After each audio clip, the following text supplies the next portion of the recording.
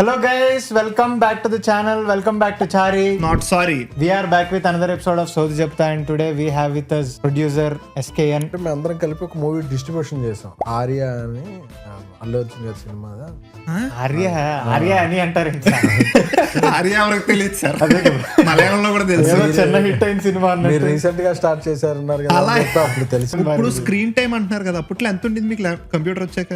10-12 hours నేను system మీద ఉండేవాడిని. అప్పటి వరకు మన కార్యకలాపాలు డే టైమ్ లో ఉండే, ఇంకా రాత్రి పూట అంటే మనం అప్పుడే చాట్ రూమ్లు ఇక డిస్కషన్ అదొక వార్లా ఉండేది. అందరూ కూడా జై చిరంజీవి అనే సింగపూర్ నుంచి, జై చిరంజీవి అనే యుఎస్ నుంచి, జై చిరంజీవి ఆస్ట్రేలియా నుంచి అంటే అదొక ఫేజ్. నువ్వు ఇప్పుడు పెద్ద డైరెక్టర్ అయిపోయావు, 100 CR కొట్టిసావు, ఇప్పుడు ఇంకెలా వద్దు స్టేచర్ వచ్చింది నీకు అని ఏమైనా అన్నారా? అది ఏమైనా విన్నారా? అంటే మనం ఏదో డీసెంట్ గా ఉన్నామని చెప్పి జనం వాళ్ళకి ఏం కావాలో అది ఎత్తుక్కుంటారు. మనం మళ్ళా ఉండాలి, మనకి నచ్చిన చొక్కా వేసుకోవాలి. మనకి సైజ్ కాని చొక్కా వేసుకుంటే దొరికిపోతాం. అంటే అప్పుడు చిరంజీవి గారి దగ్గర తీసుకుని, లేదు ఒకసారి నా దగ్గరికి వచ్చే వరకే ఆ బ్రేక్ ఉంటుంది, ఒకసారి ఆ షెల్ బ్రేక్ అయిందంటే నువ్వు ఎప్పుడైనా రావచ్చు, ఇది అసలు మనం కదా అని చెప్పి పక్కన రా అసలు నువ్వేమనుకుంటున్నాం. మా రూమ్మేట్స్ అందరూ ఒరే బాబు చెప్పేలేరు బాగుండు లేచేవాడిని అందరూ. చిరంజీవి గారు నా గురించి ఏమన్నారో తెలుసా అంటే ఒక ఫ్యాన్ అన్నవాడే ఆ హై ఫీల్ అవ్వగలడు. హాస్టల్ స్టూడెంట్స్ కి టికెట్ లో 5 రూపీస్ డిస్కౌంట్ అని చెప్పేవాడు. అంటే హాస్టల్ లో 5 రూపీస్ ఇస్తున్నారు, ఆ 25 రూపీస్ టికెట్ ఆ 20 రూపీస్ తెచ్చుకునేవాడు. ఒక 250 రూపీస్ పెట్టుకుంటే 50 మంది స్టూడెంట్స్ వచ్చేవాళ్ళు. ఆ స్టూడెంట్స్ అందరూ వచ్చి వాడు చెప్పేవాడు అసలు cinema word of mouth create అయ్యేది. డిస్ట్రిబ్యూషన్ ఉన్నప్పుడు ఈ క్రియేటివిటీ చూపించేవాడు.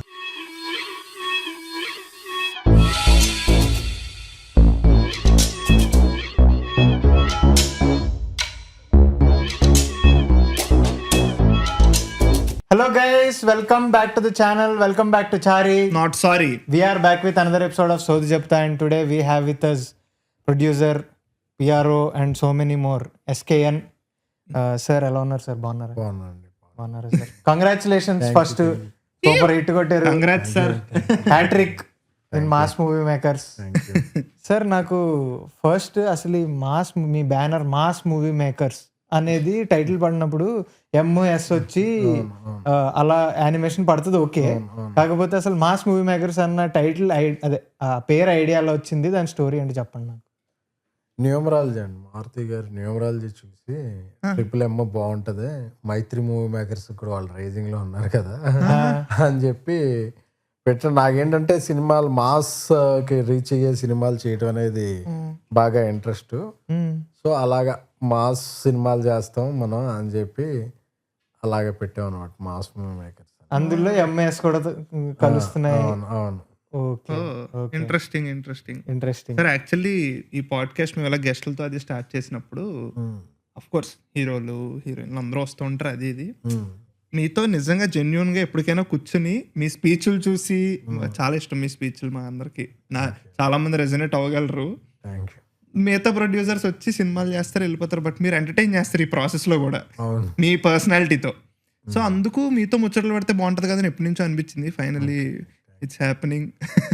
అండ్ సార్ ఇప్పుడు మాస్ మూవీ మేకర్స్ లో కూడా MOS 2 ఉన్నాయి కాబట్టి అసలు your association with Maruthi sir, అసలు ఫ్రెండ్షిప్ ఎక్కడ స్టార్ట్ అయింది అనేది అంటే మీరు చెప్పుంటారు ఏదో, కానీ అంత తెలియదు కదా. మీరు ఫ్రెండ్స్ అని తెలుసు, కానీ ఎలా ఎక్కడ స్టార్ట్ అయింది అనేది మాకు తక్కువ మంది తెలుసు.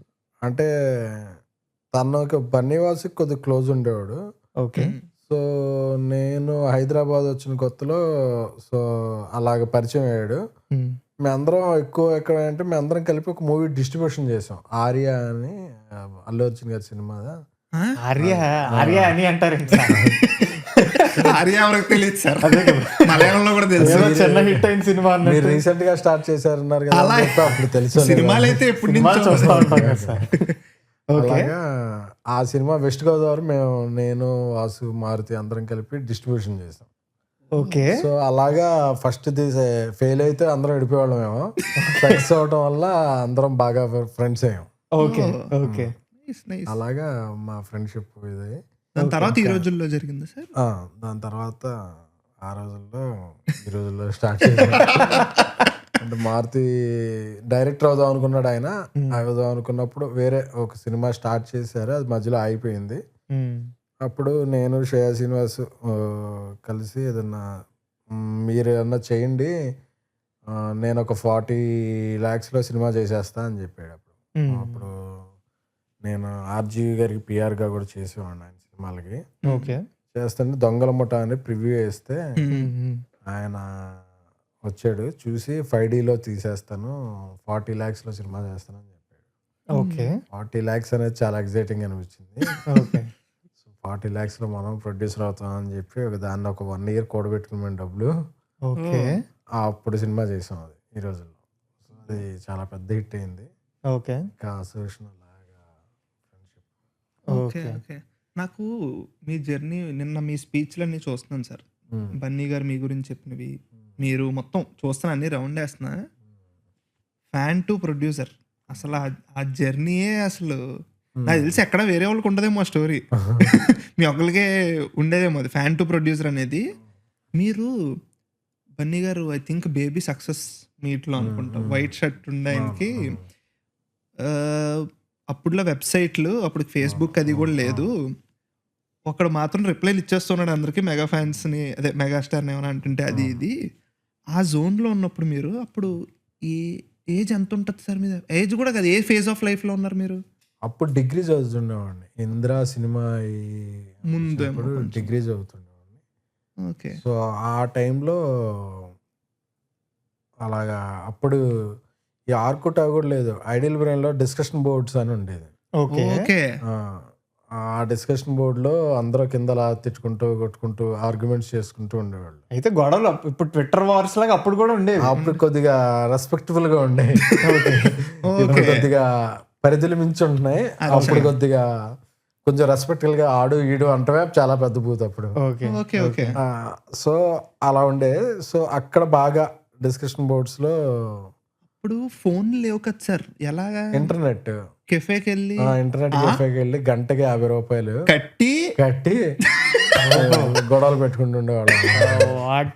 Interesting sir. ఓహో, మెంబర్షిప్ ఉంటే 40 రూపాయలే. ఓహో, ఇంటర్నెట్ కేఫ్లో మెంబర్షిప్ ఉండేది. మంత్లీ మెంబర్షిప్ అనేది కడితే 40 రూపీస్కే మీరు రోజుకి ఒకసారి వెళ్ళి రోజు కాదు, ఒక రోజు 5-6 hours కూర్చునేవాడిని. ఓహో, చాలా ఇంట్రెస్టింగ్ ఉంది. ఏలూరులో మైగురు ఆన్లైన్ అనే ఒక ఇంటర్నెట్ ఫ్రాంచైజ్ ఉండేది. ఆ ఫ్రాంచైజ్ మా ఫ్రెండే రాజేష్ అని ఆయన తీసుకున్నాడు. ఓకే. సో మాకు ఇంకా తక్కువకే ఇచ్చేవాడు. సో ఇంకా రోజు కూర్చుని అప్పుడు మనకు వచ్చిన కొన్ని వెబ్సైట్లన్నీ చూసాం. ఒక 1 month లో చూస్తే పాటి ఇంక చూడటానికి ఏం స్టఫ్ ఉంది అనిపించదు.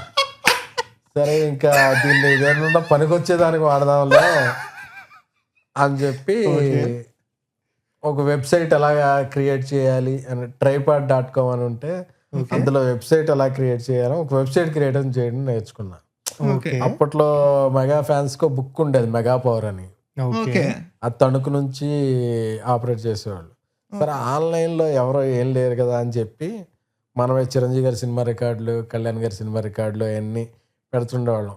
సో అప్పుడు చాలా దేశాల్లో చాలా ఫ్యాన్స్ ఉండేవాళ్ళు. వాళ్ళందరికీ మనం ఇంటర్ఫేస్ అలాగా ఇక్కడ నుంచి కనెక్ట్ అయ్యేవాళ్ళం. ఎరా ఏ సినిమా మన సినిమా అంటే మన సత్యనారాయణ ఏలూరులో 150 రోజులు ఫుల్ వచ్చింది, ఇవన్నీ డిస్కషన్ చేసుకుంటా ఏదో కంటెంట్ పెడుతుండేవాళ్ళం. సో అలానే పాపులర్ అప్పట్లో ఉండే అందరికి కూడా. ఇది అప్పట్లో ఇంద్రా సినిమా రిలీజ్ అప్పుడు ఇంద్రసేన రెడ్డి.com అని ఒక వెబ్సైట్. అప్పుడు డబ్ల్యూడబ్ల్యూ చాలా ఇది అవును బాగా బూమింగ్ లో ఉన్నట్టుంది. అవును, అప్పుడు సైట్ రన్ చేసేవాళ్ళం. megabrothers.tk అని చెప్పి ఒక వెబ్సైట్ రన్ చేసేవాళ్ళం. ఎన్ని సార్ అసలు ఇవన్నీ ఇలాగా ఇంకా అదే పని. ఆన్లైన్లో మెగా ఫ్యాన్స్ ఒక వారధి లాగా అప్పుడు. సో ఆ ఫేస్ లో ఇంకా నాకు అందరూ పరిచయం అవడం మొదలు పెట్టారు. ఆ ప్రాసెస్ లోనే మీకు సాయి రాజేష్ గారు పరిచయం గారు? నాకు సాయి రాజేష్ అక్కడ వైజాగ్ నుంచి బట్టా సతీష్ అని ఉంటాడు, అతను ఇంకా చాలా మంది అలాగే నాకు పరిచయం అయ్యారు. అంటే సాయి రాజేష్ నెల్లూరులో ఉండే ఫైట్ చేసాను, ఏలూరులో ఉండే మెగా సోల్జర్స్ అయితే ఒక్కొక్క డిస్ట్రిక్ట్ కి. అసలు అంటే సార్ ఇప్పుడు ఓకే, ఇప్పుడు మనం ఇప్పుడు చిరంజీవి గారు ఉన్నారు, లేకపోతే వేరే హీరో ఏ స్టార్ కన్నా ఫ్యాన్స్ ఉన్నప్పుడు అప్పట్లో కల్చర్ వేరేలో ఉండేది కదా సార్. అంటే ఒక సెంటర్కి ఫ్యాన్ అయ్యి ఒక డిస్ట్రిక్ట్, తర్వాత ఎప్పుడన్నా హీరో గారిని కలవాలి బర్త్డే కను అసోసియేషన్ ద్వారా వెళ్ళి కలవడము, ఇది హైరార్కీ అప్పట్లో. కానీ మీరు అలా వెళ్ళకుండా యంగ్ ఉన్నప్పుడు కూడా ఆన్లైన్‌లో ఇలా చేయాలి. దీనికి నాకు తెలిసి ఒక ఎజెండా కూడా ఏమి ఉండదు. ఫ్యూచర్‌లో మనం అస్సలు అదేం లేదు. కలవడానికి ఛాన్స్ వస్తదేమో అందుకని అస్సలు అదేం చేస్తున్నాం. లేదు. అసలు ప్యూర్‌గా మనం ఏం చేయగలం, మన పరిధిలో మనకి ఇంటర్నెట్ అనేది దొరికింది. సరే మన దగ్గర రికార్డులు స్టఫ్ చాలా ఉండేది. మనకి ఏంటంటే అప్పుడు ₹1 వేస్తే 3 మినిట్స్ మాట్లాడుకోవచ్చు. విజయనగరం ఫోన్ కొట్టు, ఏంటి అక్కడ రికార్డు చెప్పు, 3 నిమిషాలు అవన్నీ అప్డేట్ చేసేవారు. అవన్నీ రాసుకునేవాళ్ళం. రాసుకుని వచ్చి ఓకే నెల్లూరు కొట్టు, హైదరాబాద్ కొట్టు, ఒక ₹20 మాట్లాడుకుంటే ఇంత ఇన్ఫర్మేషన్ వచ్చేది. అదంతా మళ్ళీ ఒక 4-5 గంటలు టైప్ చేసుకుంటూ వెబ్సైట్లో పెట్టేవాళ్ళం. అబ్బా! చూడగానే అందరి కింద కమెంట్స్, అబ్బా ఎవరు సూపర్ దొరికాడు రా అంటే అది కిక్ అనమాట. అదిరా మనకి చూడరా అంటే మనం రోజు ఆ కిక్ ఫీల్ బాహుబలిలో అలాగే హైదరాబాద్ అవుతుంటే చూడు, అసలు ఎస్కేన్ రా మాకు అనగానే నేనే కదరా మీకు హై అంటే కాలేజీ చదువుతుంటాం కదా, అసలు ఇంత మెచ్యూరిటీ అదే ఉండేది కదనమాట. వీళ్ళందరూ మనం పొగుడుతుంటే ఓకే. ఇప్పుడు నాకు చిరంజీవి గారి ఫ్రెండ్ ఒక ఆయన ఉండేవాడు, కుమార్ కోనేరు గారు అని US లో ఉంటారు ఆయన. ఓకే. ఆయన చూసారు ఆ వెబ్సైట్. ఆయన చూసి ఏంటి అసలు ఇంత అగ్రెసివ్ గా ఉన్నాడు అని చెప్పి నాకు ఫోన్ చేశారు. నా నెంబర్ పట్టు ఈమెయిల్ చేసి నేను నెంబర్ ఇవ్వ అన్నారు. నా నెంబర్ ఇవ్వంటే అప్పటికి ఇంకా సెల్ ఫోన్స్ కూడా రాలేదు అనుకుంటా. అప్పుడు ఏదో ల్యాండ్లైన్ నెంబర్ ఇస్తే ఆయన ఫోన్ చేశారు. ఫోన్ చేస్తే నేను ఇలాగేదో గుడివాడ వస్తున్నాను కలు US నుంచి వస్తున్నాను చెప్తే వెళ్ళి ఏంటి అసలు నీ ఎజెండా, అసలు ఎజెండా ఏం లేదు, బాస్ని ఎవరన్నా అంటే అసలు ఇది చేస్తాం అని చెప్పి, అవునా అని చెప్పి అప్పుడు నాకు ఒక ఆయన కంప్యూటర్ గిఫ్ట్ ఇచ్చాడు. నువ్వు ఎక్కడ చేస్తావు ఇంటర్నెట్ అని. ఇంటర్నెట్ అంటే నేను వెళ్ళి సైబర్ కేఫ్ అండి, సరేలే నా తరపు నుంచి ఒక గిఫ్ట్ ఇస్తున్నా అని చెప్పి ఒక ఇంటర్నెట్ అన్నాడు. అప్పుడు కోచి కొబ్బరిగా జరిగింది. ఇంకా రాత్రి పూట కదా, అప్పటి వరకు మన కార్యకలాపాలు డే టైంలో ఉండే, ఇంకా రాత్రి పూట అంటే మనం అప్పుడే BSNL ఒక కనెక్షన్ పెట్టాం, లీజ్ లైన్ కనెక్షన్ ఒకటి. ఇంకా రాత్రి అనేప్పుడు ఓవర్సీస్ అబ్రాడ్ ఉంటారు కదా ఫ్యాన్స్, వాళ్ళందరూ ఇంకా ఆన్లైన్ ఉండేవాళ్ళు కదా. ఇంకా అసలు రాత్రి విజృంభించి ఇంకా చాట్ రూమ్లు ఇక డిస్కషన్ అదొక వార్లా ఉండేది. వీళ్ళు ఇంటర్ బాబు సింగపూర్ నుంచి అందరూ కూడా జై చిరంజీవి అనే సింగపూర్ నుంచి, జై చిరంజీవి అనే US నుంచి, జై చిరంజీవి ఆస్ట్రేలియా నుంచి అంటే అదొక ఫేజ్. మీరు యాక్చువల్లీ చాలా సేవ చేస్తున్నారు, అంటే ఇది మామూలు సేవ కాదు. స్టార్టింగ్ లో 6 గంటలు ఉండేది తమ్ముడు, 5-6 తర్వాత ఎప్పుడైతే కంప్యూటర్ వచ్చి ఇంటర్నెట్ వచ్చిందో 24/7. ఇప్పుడు స్క్రీన్ టైం అంటున్నారు కదా, అప్పట్లో ఎంత ఉండేది మీకు కంప్యూటర్ వచ్చాక? 10-12 hours నేను సిస్టమ్ మీద ఉండేవాడిని. ఓహో. మాకు ఏలూరులో అప్పుడు ఉండేటప్పుడు ఏ ఫిల్మ్ కైనా 3 o'clock వేసేవాళ్ళు షో. మిడ్-నైట్ 3 o'clock బెనిఫిషియల్ పడిపోయాయి. 3 o'clock చూసేయటం, 6 o'clock రిపోర్ట్ పెట్టేయడం ఆన్లైన్ లో. అంటే ఇక్కడ జీవి వీళ్ళందరూ అప్పుడు రివ్యూలు రాసేటప్పుడు వీళ్ళు 11:30, 12 స్టార్ట్ అయ్యాయి మార్నింగ్ షోస్. అది వాళ్ళు చూసి 3 o'clock వరకు ఇంటికి వెళ్ళి రాసేపడి 6 o'clock వరకు రివ్యూలు వచ్చాయి. నేను మార్నింగ్ 6 o'clock రివ్యూ పెట్టేవాడిని ఏదైనా సరే. ఎవడరా ఈడు అసలు ఎవరి నుంచి వస్తున్నాడు, పొద్దున్నే టాక్ పెడుతున్నాడు అని చెప్పి అలా పాపులర్ అనమాట. సో అప్పుడు కొన్ని వెబ్సైట్లో మనం రివ్యూలు రాయటం ఇవన్నీ చేస్తుండేవాళ్ళం. సార్ ఇప్పుడు మీకు ఇదంతా కొంచెం ఎంత కాదనుకున్నా ఇష్టం ఇచ్చి వీటి నుంచి వచ్చింది. బట్ మీరు అప్పుడు మిడిల్ క్లాస్ ఫ్యామిలీ బ్యాక్గ్రౌండ్ బాగా, మరి లైఫ్ లో ఏంటి ఏమోదా ఈ డౌట్. అసలు ఫస్ట్ ఈ పిచ్చి ఎవరి ద్వారా స్టార్ట్ అయింది? ఇంట్లో ఎవరన్నా లేకపోతే వీధిలో ఎవరన్నా? ఎలా స్టార్ట్ అయింది మీకు? మనకి చిరంజీవి గారు అంటే చిన్నప్పటి నుంచి పిచ్చి. ఓకే. సో మనం ఎక్స్ట్రీమ్ ఫ్యాన్స్ అనే వాళ్ళు కొన్ని ఎక్స్ట్రీమ్ ఉంటాయి, ఎవడో చేయింది మనం చేయాలని. సో ఇప్పుడు మన అందరికన్నా తోపు ఫ్యాన్ అని అనిపించుకోవాలంటే ఏం చేయాలి? వాళ్ళందరూ బ్యానర్లు కడతారు, వాళ్ళు కటౌట్లు కడుతున్నారు. మన ఏంటి, మన ఆన్లైన్. సో మనం ఆన్లైన్ లో ఏదో ఒకటి ప్రూవ్ చేయాలి. టెక్నాలజీ మనకేంటంటే టెక్నాలజీ కూడా విపరీతమైన టెక్నాలజీ, HTML రావు, ఈ టెంప్లెట్లు ఉంటాయి కదా, ఆ టెంప్లెట్ నేర్చుకున్నాం. సో మనం ఏం చేయగలం, ఓకే మనం ఇంతమంది రెస్పాండ్ అవుతున్నారు అంటే ఈ సైట్ పెట్టేవాడిని, వెళ్ళి ఐడియల్ డిస్కషన్ బోర్డ్ లో ఆ లింక్ వేసేవాడిని. మీకు ఇంకా విశేషాలు తెలుసుకోవాలనుకుంటున్నారా, విజిట్ అలాగా. సో అలాగా ఎక్కువ మంది పరిచయం అవడంతో ఇంకా నాకు అదొక కిక్ ఇవ్వడం మొదలు పెట్టింది. సో దాని నుంచి డబ్బులే వస్తాయి, దాని నుంచి డబ్బులే రాలేదు, బట్ కిక్. మనం ఒక మెగా ఫ్యాన్స్ అందరికి ఫేస్ ఉన్నాం, మన ఈ కిక్ దాని మంది చాలా మంది ఫ్రెండ్స్ అవుతున్నారు, చాలా ఇది అవుతున్నారు. ఆ కిక్ ఎంజాయ్ చేసాడు. మా ఫాదర్ రైల్వేలో వర్క్ చేసేవాళ్ళు. సో నన్ను అపోజ్ చేయలేదు, ఎంకరేజ్ చేయలేదు. సో ఏదో ఈ రాత్రిపూటలో ఏంటి ఈడు ఏదో ఇలా చేసుకుంటున్నాడు. కూర్చుని ఇదేంటి హోమాలు చేస్తున్నట్టు రాత్రి అంటే చూస్తున్నప్పుడు ఆ డిస్కషన్ బోర్డులో మనం రకరకాల ఫేజ్లు డిస్కషన్ కూడా ఎక్స్ప్రెషన్ ఏంటి ఈడు రాత్రిపూట అసలు అలాగే ఇదే. సో ఆ ఫేజ్ అలా స్టార్ట్ అయింది. మరి అప్పుడు ఇంట్లో ఇది ఉండేది కదా సార్, ఏమవుదాం అనుకుంటున్నాం నెక్స్ట్ అది ఇది అని, మీకేముండేది కెరియర్ సైడ్? ఇది ఓకే, ఇది ఓ పక్కన పెడదాం. మనకు అసలు కెరీర్ ఏమవుతాం ఏం తెలియదు.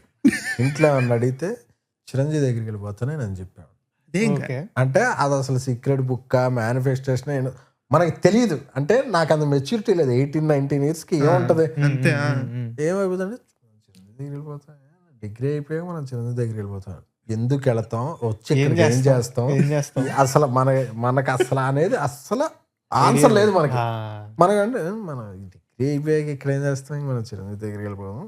వెళ్ళిపోతే మనం అసలు మనం ఇంత ఫ్యాన్ కాబట్టి అసలు మనకు ఒక రెడ్ కార్పెట్ ఇది అసలు ఆన్లైన్లో అసలు ఎస్కేనా ఒక్కడే కదా, ఎవడన్నా ఫ్యాన్ ఉన్నాడా, అసలు ఇంత ఇది చేసేది మనమే కాబట్టి అసలు ఇంత తప్ప అసలు మనం ఏంటి, మనం ఏం చదువుకుంటున్నాం, మనల్ని ఎందుకు పిలుస్తారు, ఆ థాట్స్ లేవు. ఇన్నోసెన్స్, జస్ట్ ఇన్నోసెన్స్ ఒకటే థాట్. ఓకే అంటే ఎక్కడో ఒక మనిషి బలంగా కోరుకుని దాన్ని డ్రైవ్ చేస్తుంటే universe will route him.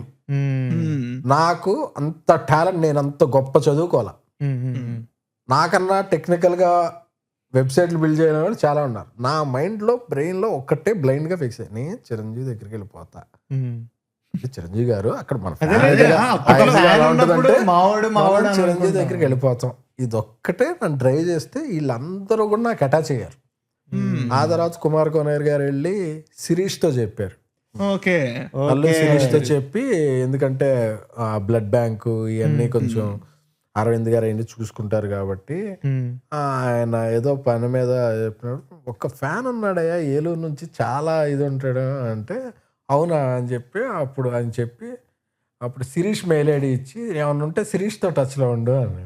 Okay, Allu Sirish 16@hotmail.com అంటే ఇంకా నాకు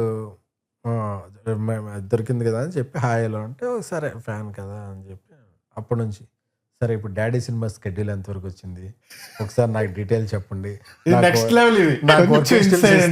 వర్కింగ్ స్టిల్స్ ఇస్తే నేను పబ్లిష్ చేసుకుంటే ఎవడు రాయడు అసలు అంటే నీకెందుకు ఇవ్వాలంటే నేను ఫ్యాన్స్ నన్ను బట్టి చాలా మంది ఉంటారు, నాకు ఇవ్వకపోతే చాలా అండ్ ఏంటి నన్ను మెయిల్ చేస్తే ఇంకా రిప్లై ఇవ్వలేదు అంటే నాకు అసలు అరవింద్ గారు అబ్బాయి ఏంటి, వాళ్ళ స్థాయి ఏంటి, ఇదేం లేదు.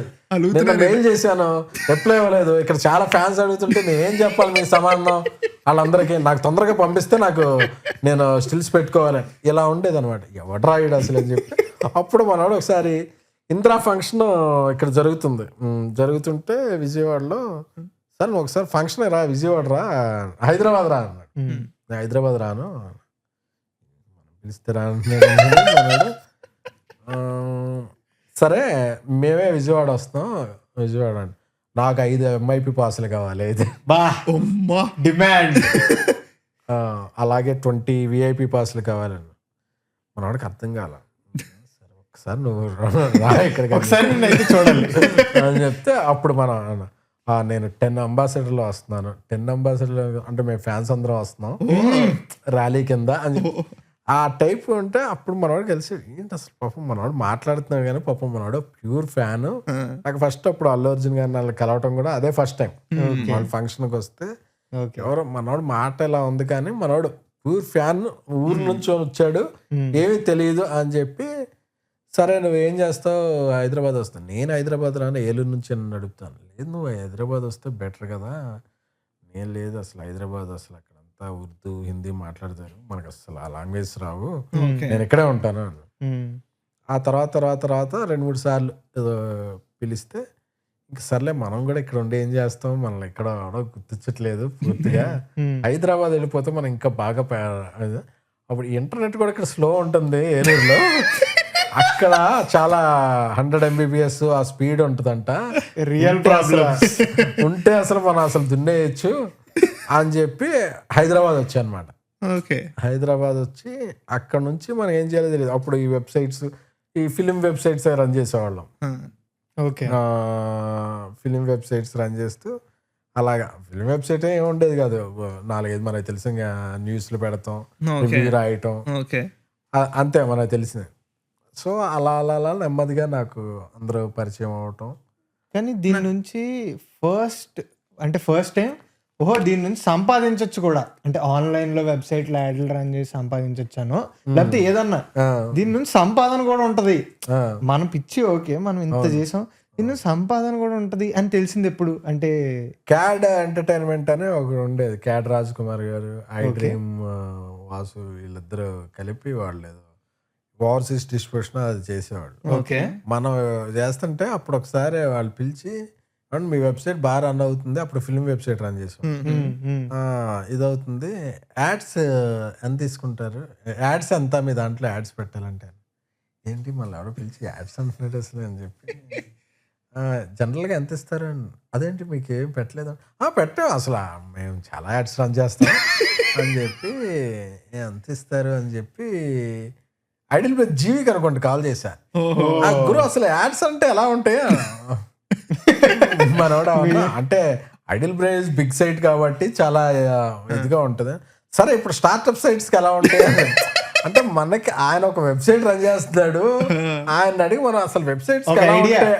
అని అడుగుతాం, అంటే మనకంత మెచ్యూరిటీ లేదు అంటే ఓకే అని చెప్తే, సో అంటే వాళ్ళ సార్ మీరు ఇవ్వండి అంటే, సరే 5,000 ఇస్తాం మీకు, 5,000 ఓకే, మంత్లీ ఇన్ని స్పాట్ మాకు ఒకటి కావాలి, ఓకే మంత్లీ 5,000 ఇస్తారా వీళ్ళు అని చెప్పి, ఓకే అలా అని చెప్పి 2 స్పాట్స్ అక్కడ ఇటువంటి పైన స్పాట్స్ 10,000 అంటే మనం ఊరికే రివ్యూ రాస్తుంటే 10,000 మంత్లీ ఇస్తారా అని చెప్పేది, అదొక ఇది ఏంటి 10,000 మనకు ఇస్తారా అంటే మన సినిమా ఖర్చులన్నీ చూసేయచ్చు, అదొక అచీవ్మెంట్ లాగా.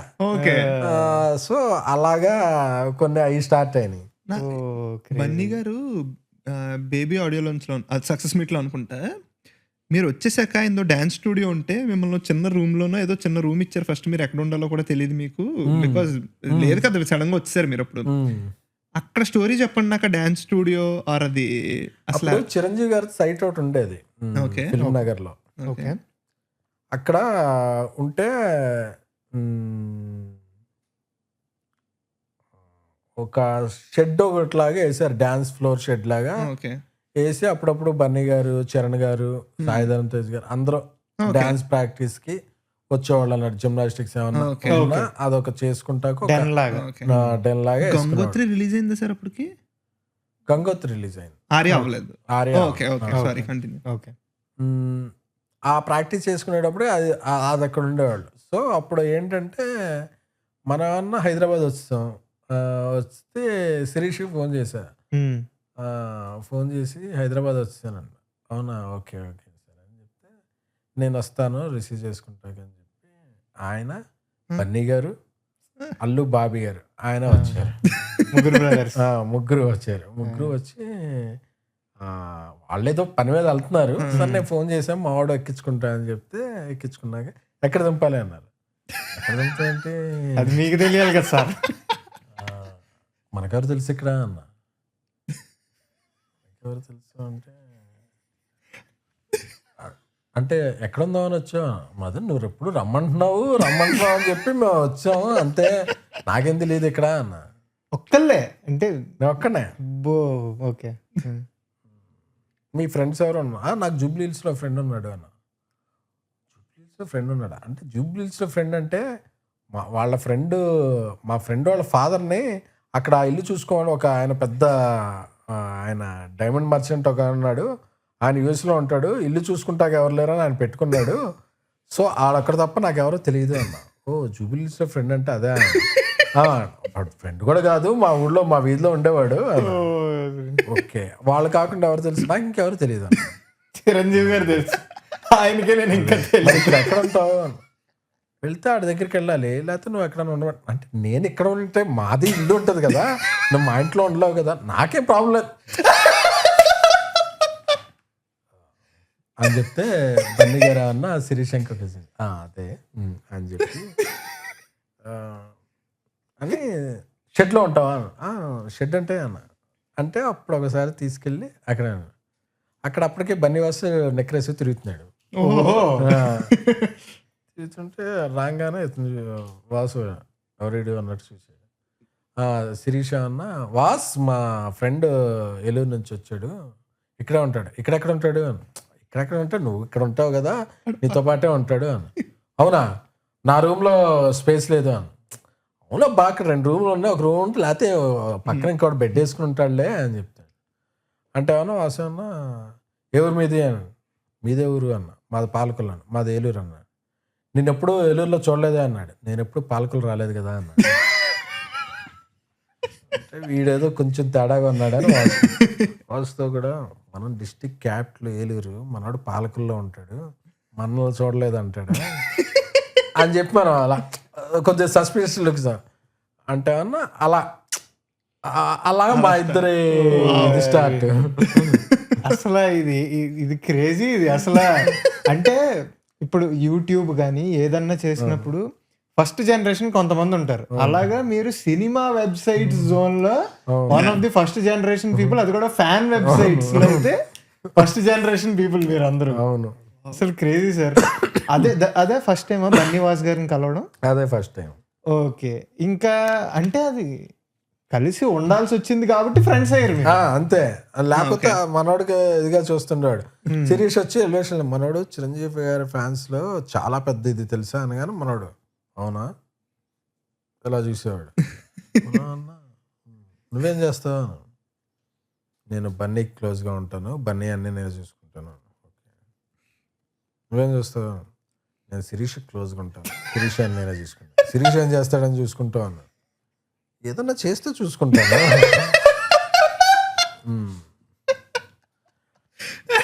అప్పుడు మనం వీడితో కొంచెం జాగ్రత్తగా ఉండాలి అంటే అన్న. శిరీష్తో కూడా, వీడితో కూడా నేను కొంచెం జాగ్రత్తగా ఉండాలి.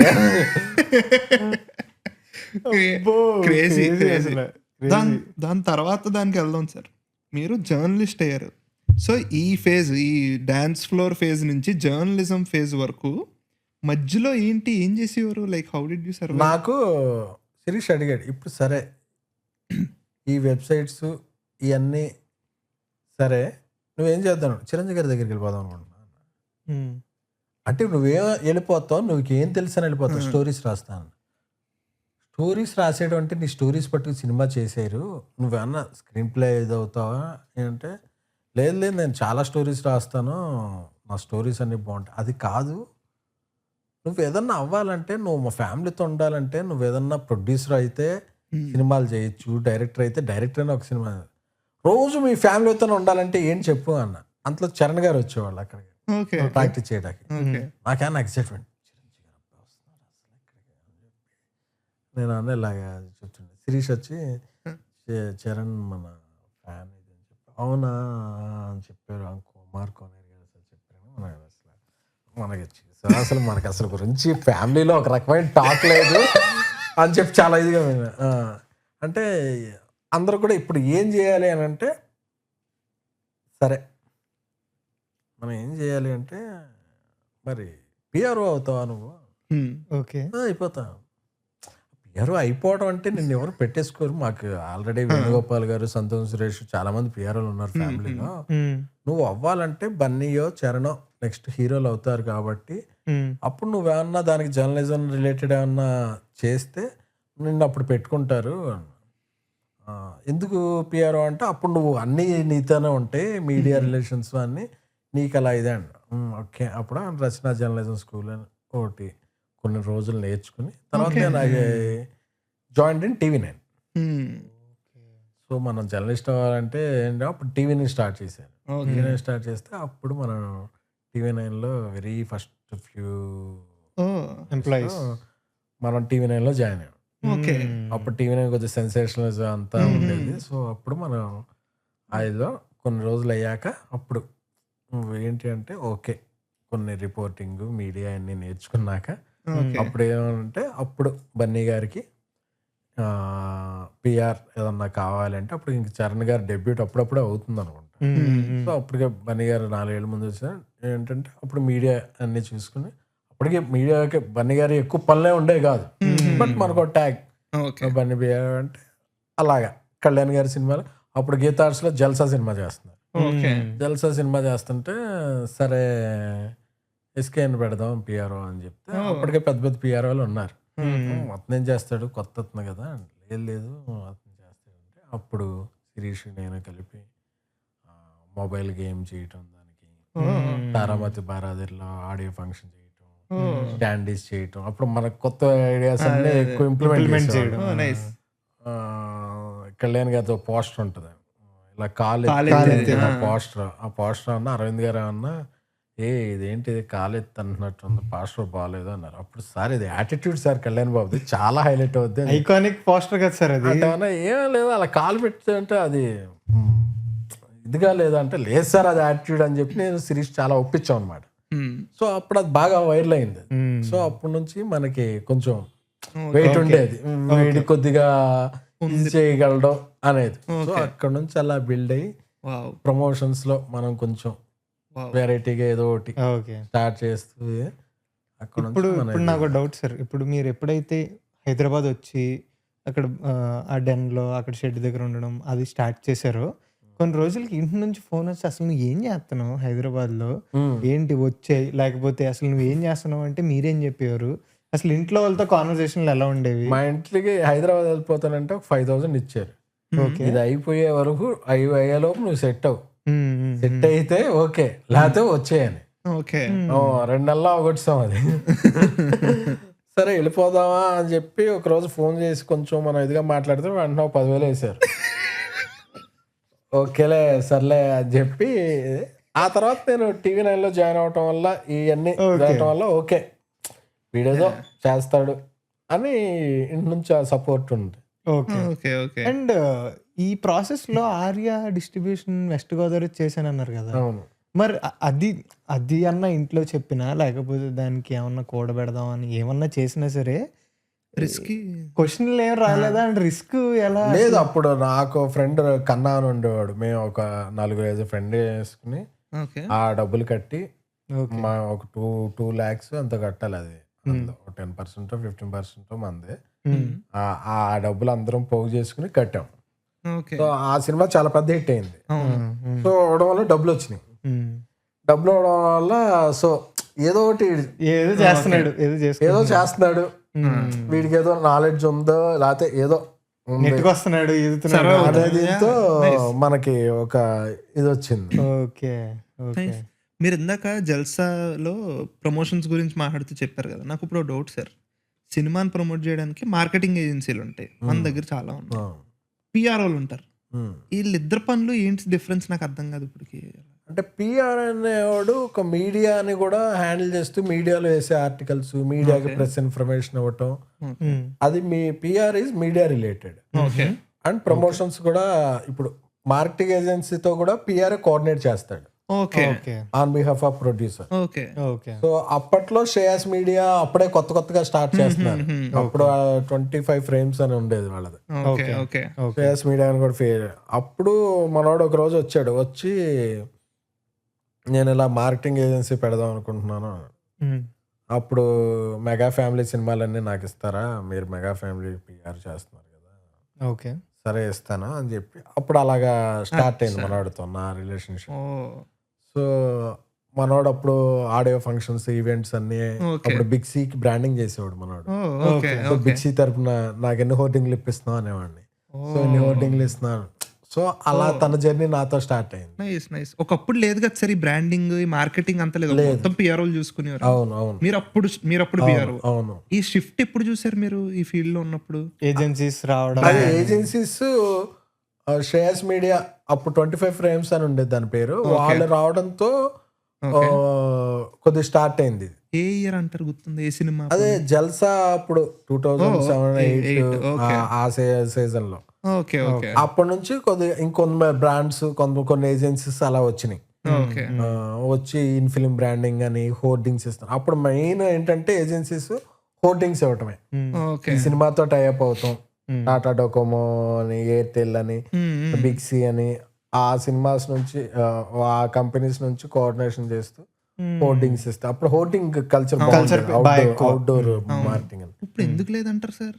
ఇప్పుడు కొద్దిగా గిల్ నుంచి ఏదో రిస్ట్రిక్షన్స్ పెట్టి బాగా కాస్ట్ అయిపోయి గవర్నమెంట్ కూడా కొన్ని చోట్ల రెగ్యులేషన్స్ అప్పట్లో ఏంటంటే నాకేంటంటే నేను పిఆర్ చేసే సినిమాకి 100 హోర్డింగ్స్ వెయ్యాలి సిటీ అంతా, వేస్తే ఎక్కడికి వెళ్ళినా కనపడాలి.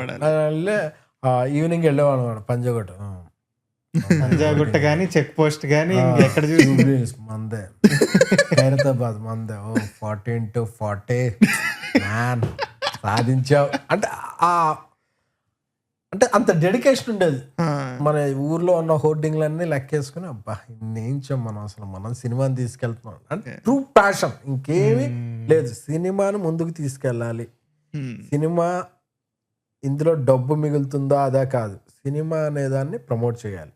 మన చేతిలో ప్రమోషన్ పెట్టారు. ఒక ఫ్యాన్ అనేవాడు పిఆర్ అయితే ఎంత విపరీతమైన ప్రమోషన్ చేయాలి. అందుకే నాకు రూటెడ్ అందరు ఫ్యాన్స్ తో కనెక్షన్ ఉండేది మామూలుగా. సో నేను పిఆర్ అయ్యాక ఇంకా యాక్స్ ఇంకా అందరూ కూడా ఎక్కడ ఉంది ఏంటి, అక్కడ పడిందా లేదా హోర్డింగ్, అక్కడ థియేటర్ పడిందా లేదా, అక్కడ మెయిన్ థియేటర్ పడిందా లేదా, ఇంత నాలెడ్జ్ అంటే ఇప్పుడు మామూలు ఎంప్లాయ్ అనేవాడు పిఆర్ చేయడం వేరు, ఒక ఫ్యాన్ అనేవాడికి వాడికి తెలుస్తుంది కింద గ్రౌండ్ ఏంటి, యాక్టివిటీ ఏంటని. సో మనం చేసే సినిమాలన్నీ ప్రమోషన్ ఏరియా కొట్టేవాళ్ళం.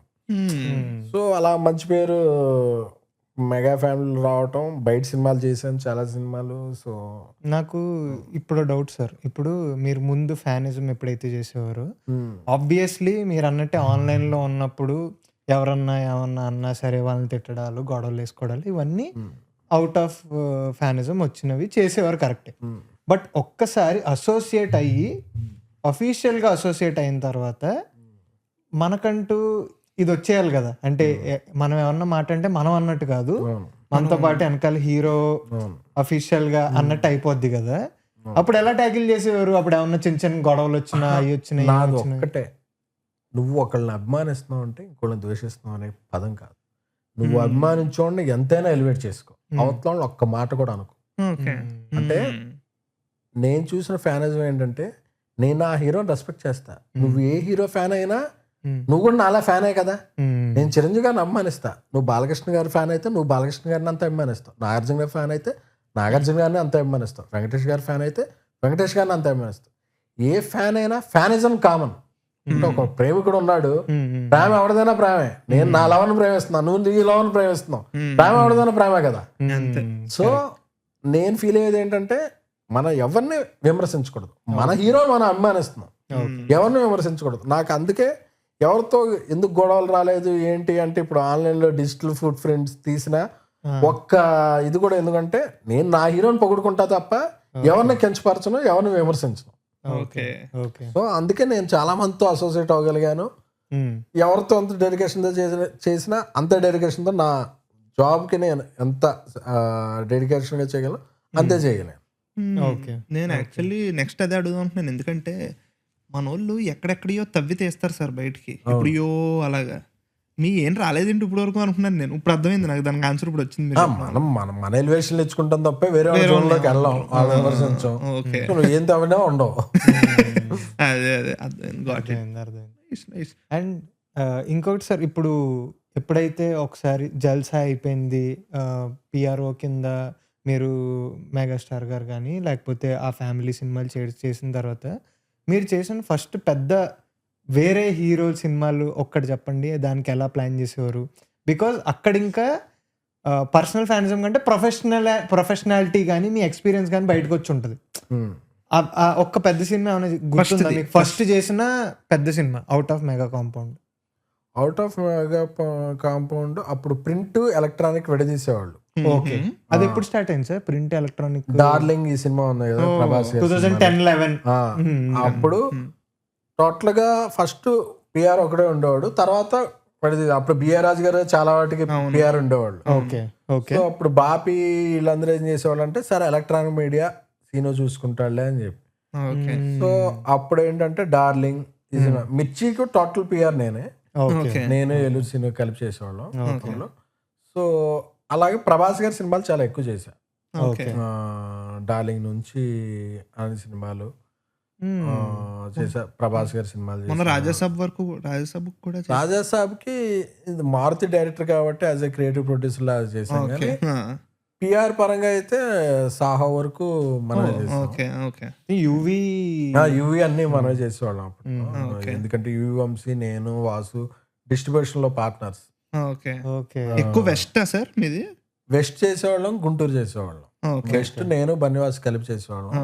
నేను వాసు వంశీ కలిపి గుంటూరు చేసేవాళ్ళం. మీరు ఎప్పుడైనా డిస్ట్రిబ్యూషన్ లో డబ్బులు పోగొట్టుకున్నారా?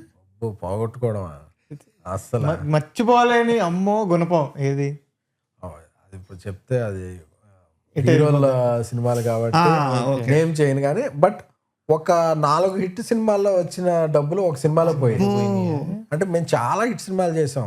ఏది చెప్పండి. ఆర్య, సెవెన్ బజీ బృందావన్ కాలనీ, భద్ర, బొమ్మరిల్లు, అతడు, పోకిరి, ఛత్రపతి, మగధీర, అరుంధతి, ఈ సినిమాలన్నీ చేసాం.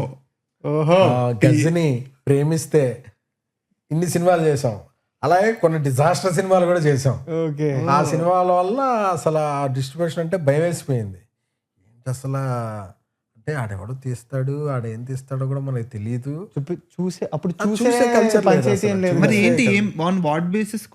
కాంబినేషన్ అంతే, combination, vibe, banner, 7G combination ఏముంటది సార్?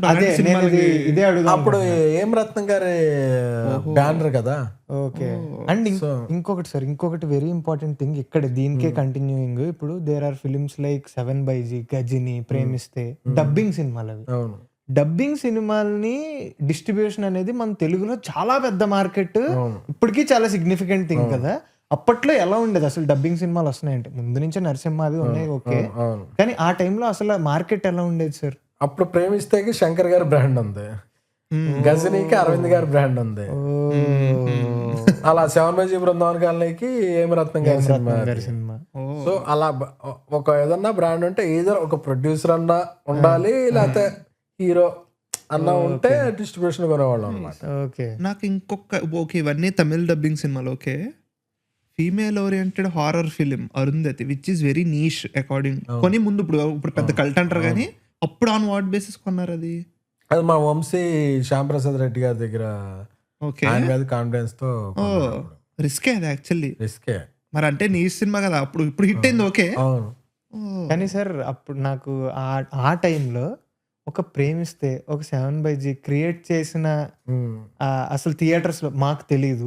మేము తర్వాత చూసి 7/G ఇప్పుడు మాకు చాలా ఇష్టమైన సినిమా, కానీ ఒక సెలవరాగం ఎవరో మాకు అప్పుడు తెలియదు, అసలు ఏం తెలీదు. ఆ టైంలో థియేటర్స్ లో ఎలా ఉండేది, ఎలా ఉండింది ఆ రచ్చగానే? అప్పుడు ఏంటంటే ఇప్పట్లాగా 1 week 2 weeks కాదు, 50 days 100 days ఆడే సినిమాలు. సో ఏంటంటే సినిమా రాగానే మేము అప్పుడు డిస్ట్రిబ్యూషన్ ఏం చేసేవాళ్ళం అంటే, అప్పుడు డిస్ట్రిబ్యూషన్ లో ఉన్నప్పుడు క్రియేటివ్ చూపించేవాళ్ళం. క్రియేటివిటీ ఎలా అంటే, ఒక youth cinema 7/G Brindavan colony తీసుకున్నాం.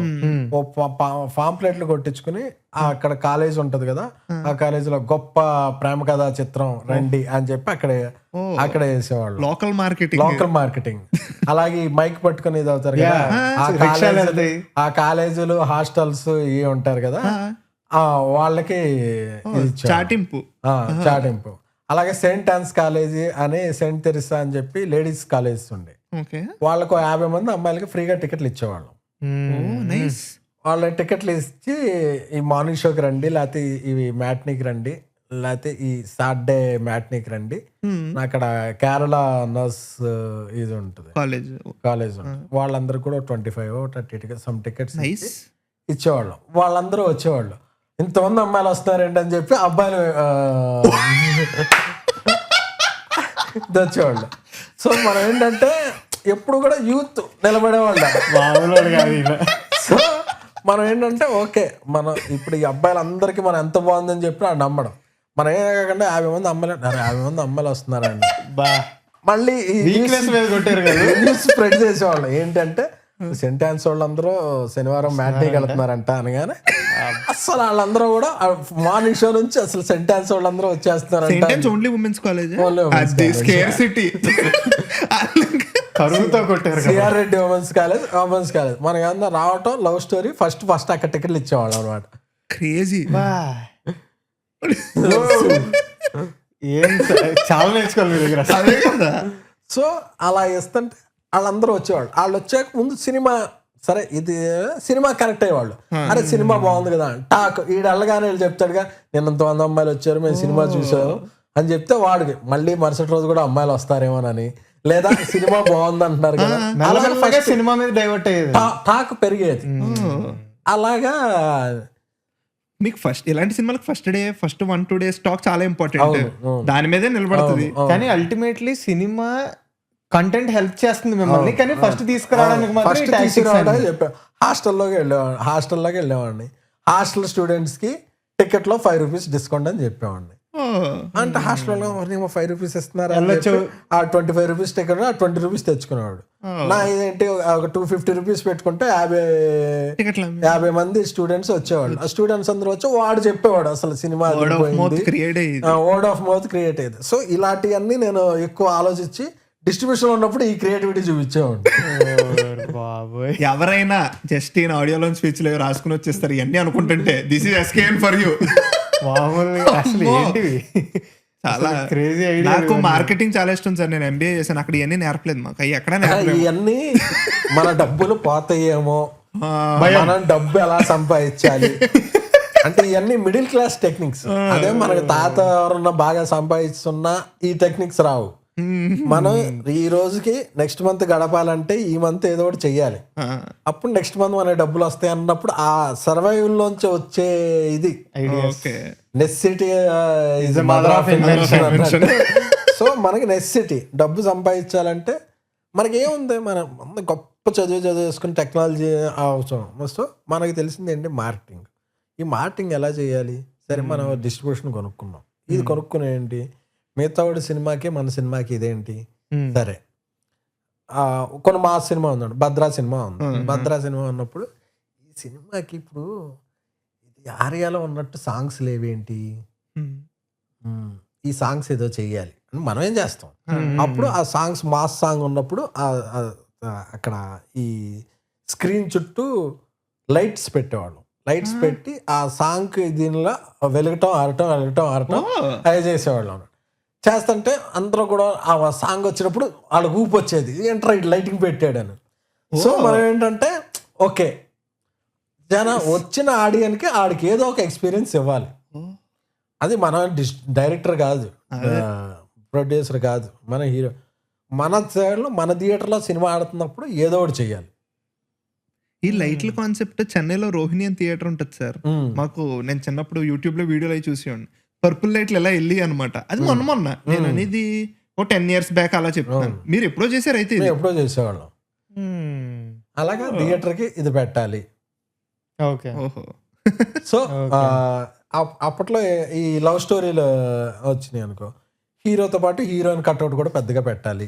ఎందుకు ఇది అంటే అమ్మాయి కదా, అమ్మాయి అంటే ఏంట్రా అమ్మాయి కట్అవుట్ పెట్టి ఎప్పుడు హీరో కట్అవుట్ పెడతాడు, ఏంట్రా అమ్మాయి కట్అవుట్ పెట్టాడు అంటే ఈ సోనియా అగర్వాల్ కట్అవుట్ పెడితే ఏంట్రా ఇది అమ్మాయి ఏదో క్యారెక్టర్ బాగుంటుంది అనుకుంటా, అందుకే కట్అవుట్ అంటే ఏదో ఒకటి you have to grab attention. So దాని నుంచి నువ్వు మాట్లాడుకుంటారు అంటే you have to make audience to talk something. దాంట్లో ఏదో ఒకటి చెయ్యాలి.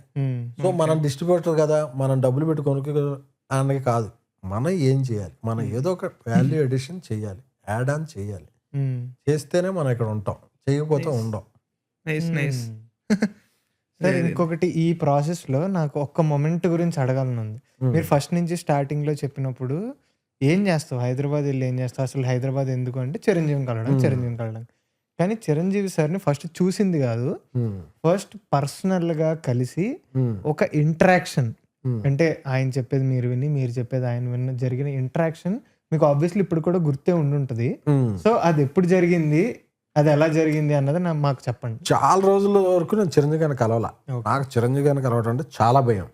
ఓకే, చిరంజీవి గారిని కలిసేస్తే మనం అంటే సరే ఇప్పుడు మనం వెబ్సైట్ రన్ చేస్తాం అని చెప్తే కాదు, ఇంకేదన్నా అయ్యాక కలుద్దాం, టీవీ9లో చేస్తాం టీవీ9 ఇంకేదన్నా అంటే I want to make my introduction with Chiranjeevi గారి సో స్పెషల్.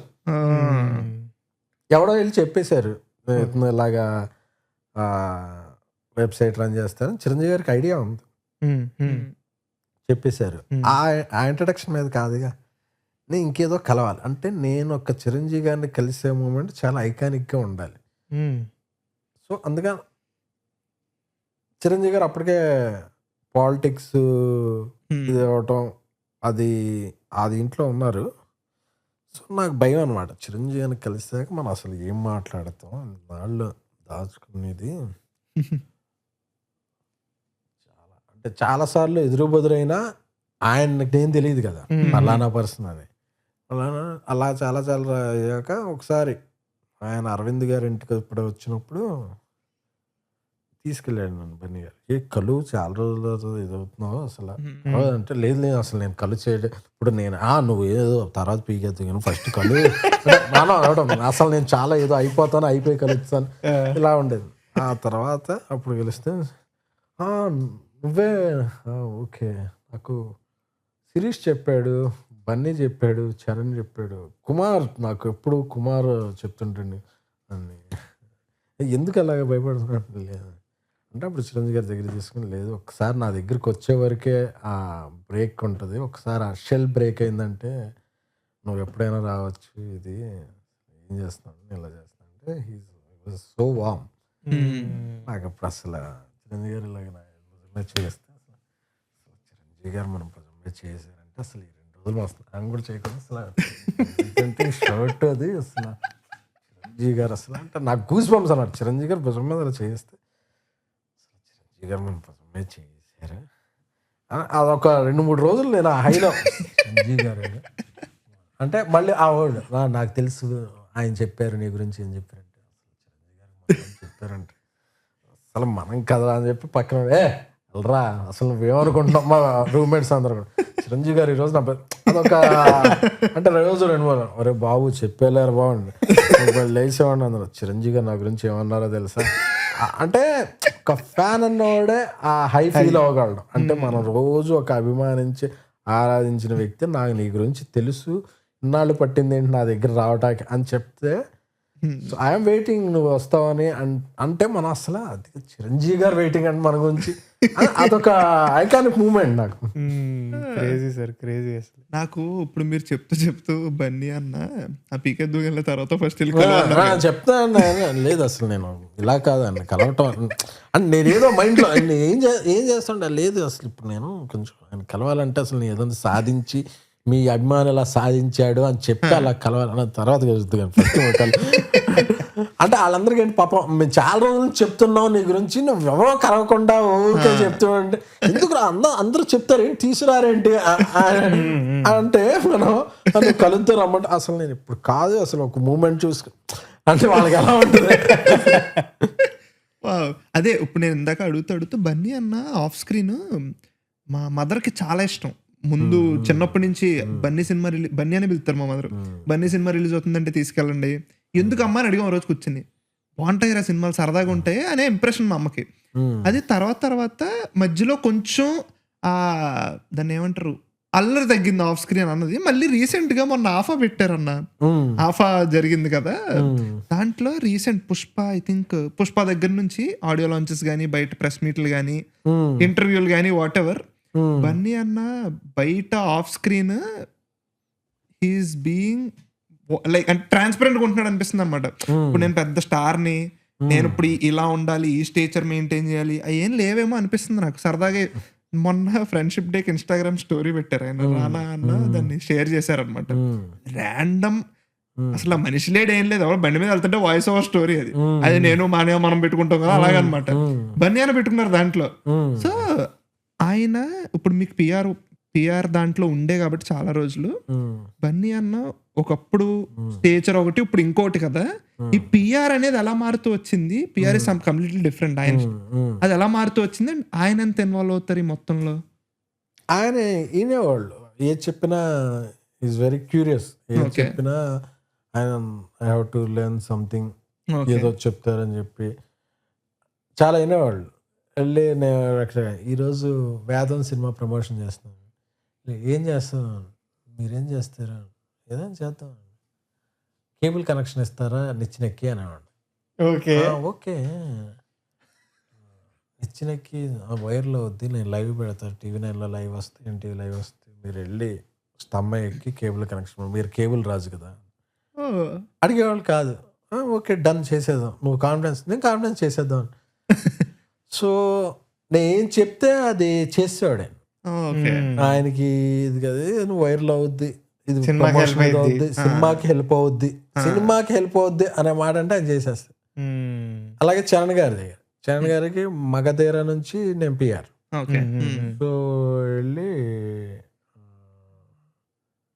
మగధీరలో ఇలా చేద్దాం అని చెప్తే ఆయన, సో ఏంటంటే నేను ఫ్యాన్ కాబట్టి వీడికి ఒక థాట్ ప్రాసెస్ ఉంటుంది, వీడికి ఒక ఇది ఉంటుంది అని చెప్పి నేను ఏం చెప్తే అది చేసేవాళ్ళు. ఈ లైవ్ షో చేయాలి, ఈ ఇంటర్వ్యూ చేయాలి అంటే దానికి క్వశ్చన్స్ ఏం లేవు. అదే కళ్యాణ్ గారి సినిమాలు కూడా PR చేసా, కానీ కళ్యాణ్ గారి సినిమాలు ఆయన ఇంటర్వ్యూలు ఇవ్వటం అవన్నీ చాలా తక్కువ ఉంటాయి కాబట్టి అది నాకు బన్నీ గారిది చరణ్ గారిది చేసేటప్పుడు ఎంజాయ్ చేసేవాడు. ఏంటంటే ఈ ఇంటర్వ్యూ ఇవ్వాలి, ఈ లైవ్ షో చేయాలి, ఆట కావాలా పాట కావాలా, జెమినీ టీవీ రావాలి 4 ఇవన్నీ చేసేవాళ్ళు. ఓకే. సో అదేంటంటే అప్పుడు సినిమా కూడా 50 days ప్రమోట్ చేసేవాళ్ళు. సో ఎవ్రీ వీక్ ఒక షో, ఒక లైవ్ కాన్సర్ట్, ఏదో ఒకటి ఉండేది. ఓకే. సో అది చాలా ఎంజాయ్గా ఉండేది. నాకు ఇంకో డౌట్ సార్, ఇప్పుడు స్టార్టింగ్ ఇనీషియల్ డేస్లో బన్నీ అన్న అంటే నేను చాలా స్టోరీలు విన్నా. ఒకటి బోయపాటి సార్ చెప్తారు, నేను భద్రా సినిమా స్టోరీ ఫస్ట్ నాకు బన్నీ అదే నేను బన్నీకి చెప్పాను, కానీ బన్నీ దీనికి రవితేజ గారు బాగుంటారని చెప్పి నన్ను దింపి నరేషన్ అయ్యే వరకు రాజుగారి ఆఫీస్ బయట ఉండి ఆయన వాక్మ్యాన్లోనూ నార్మల్గా పాటలు వింటూ బోయపాటి సార్ అంటారు, నేను షాక్ అయ్యాను, ఆయన హీరో అప్పటికి, ఆయనకు అవసరమే లేదు నా గురించి వెయిట్ చేయడానికి అని చెప్పి. అలాగా అసలు బన్నీ అన్న ఇప్పుడు మీతో కూడా ఇప్పుడు ఆయన చెప్పాలంటే ఓకే నా పని నేను చేసుకుంటా అది ఇది అని కాకుండా కూడా మీకు కానీ ఎవరికన్నా కానీ బన్నీవాస్ గారికి కానీ మీ అందరితోనే ఆయన ఎలా ఉండేవారు, ఆయన థాట్ ప్రాసెస్ ఎలా ఉండేది?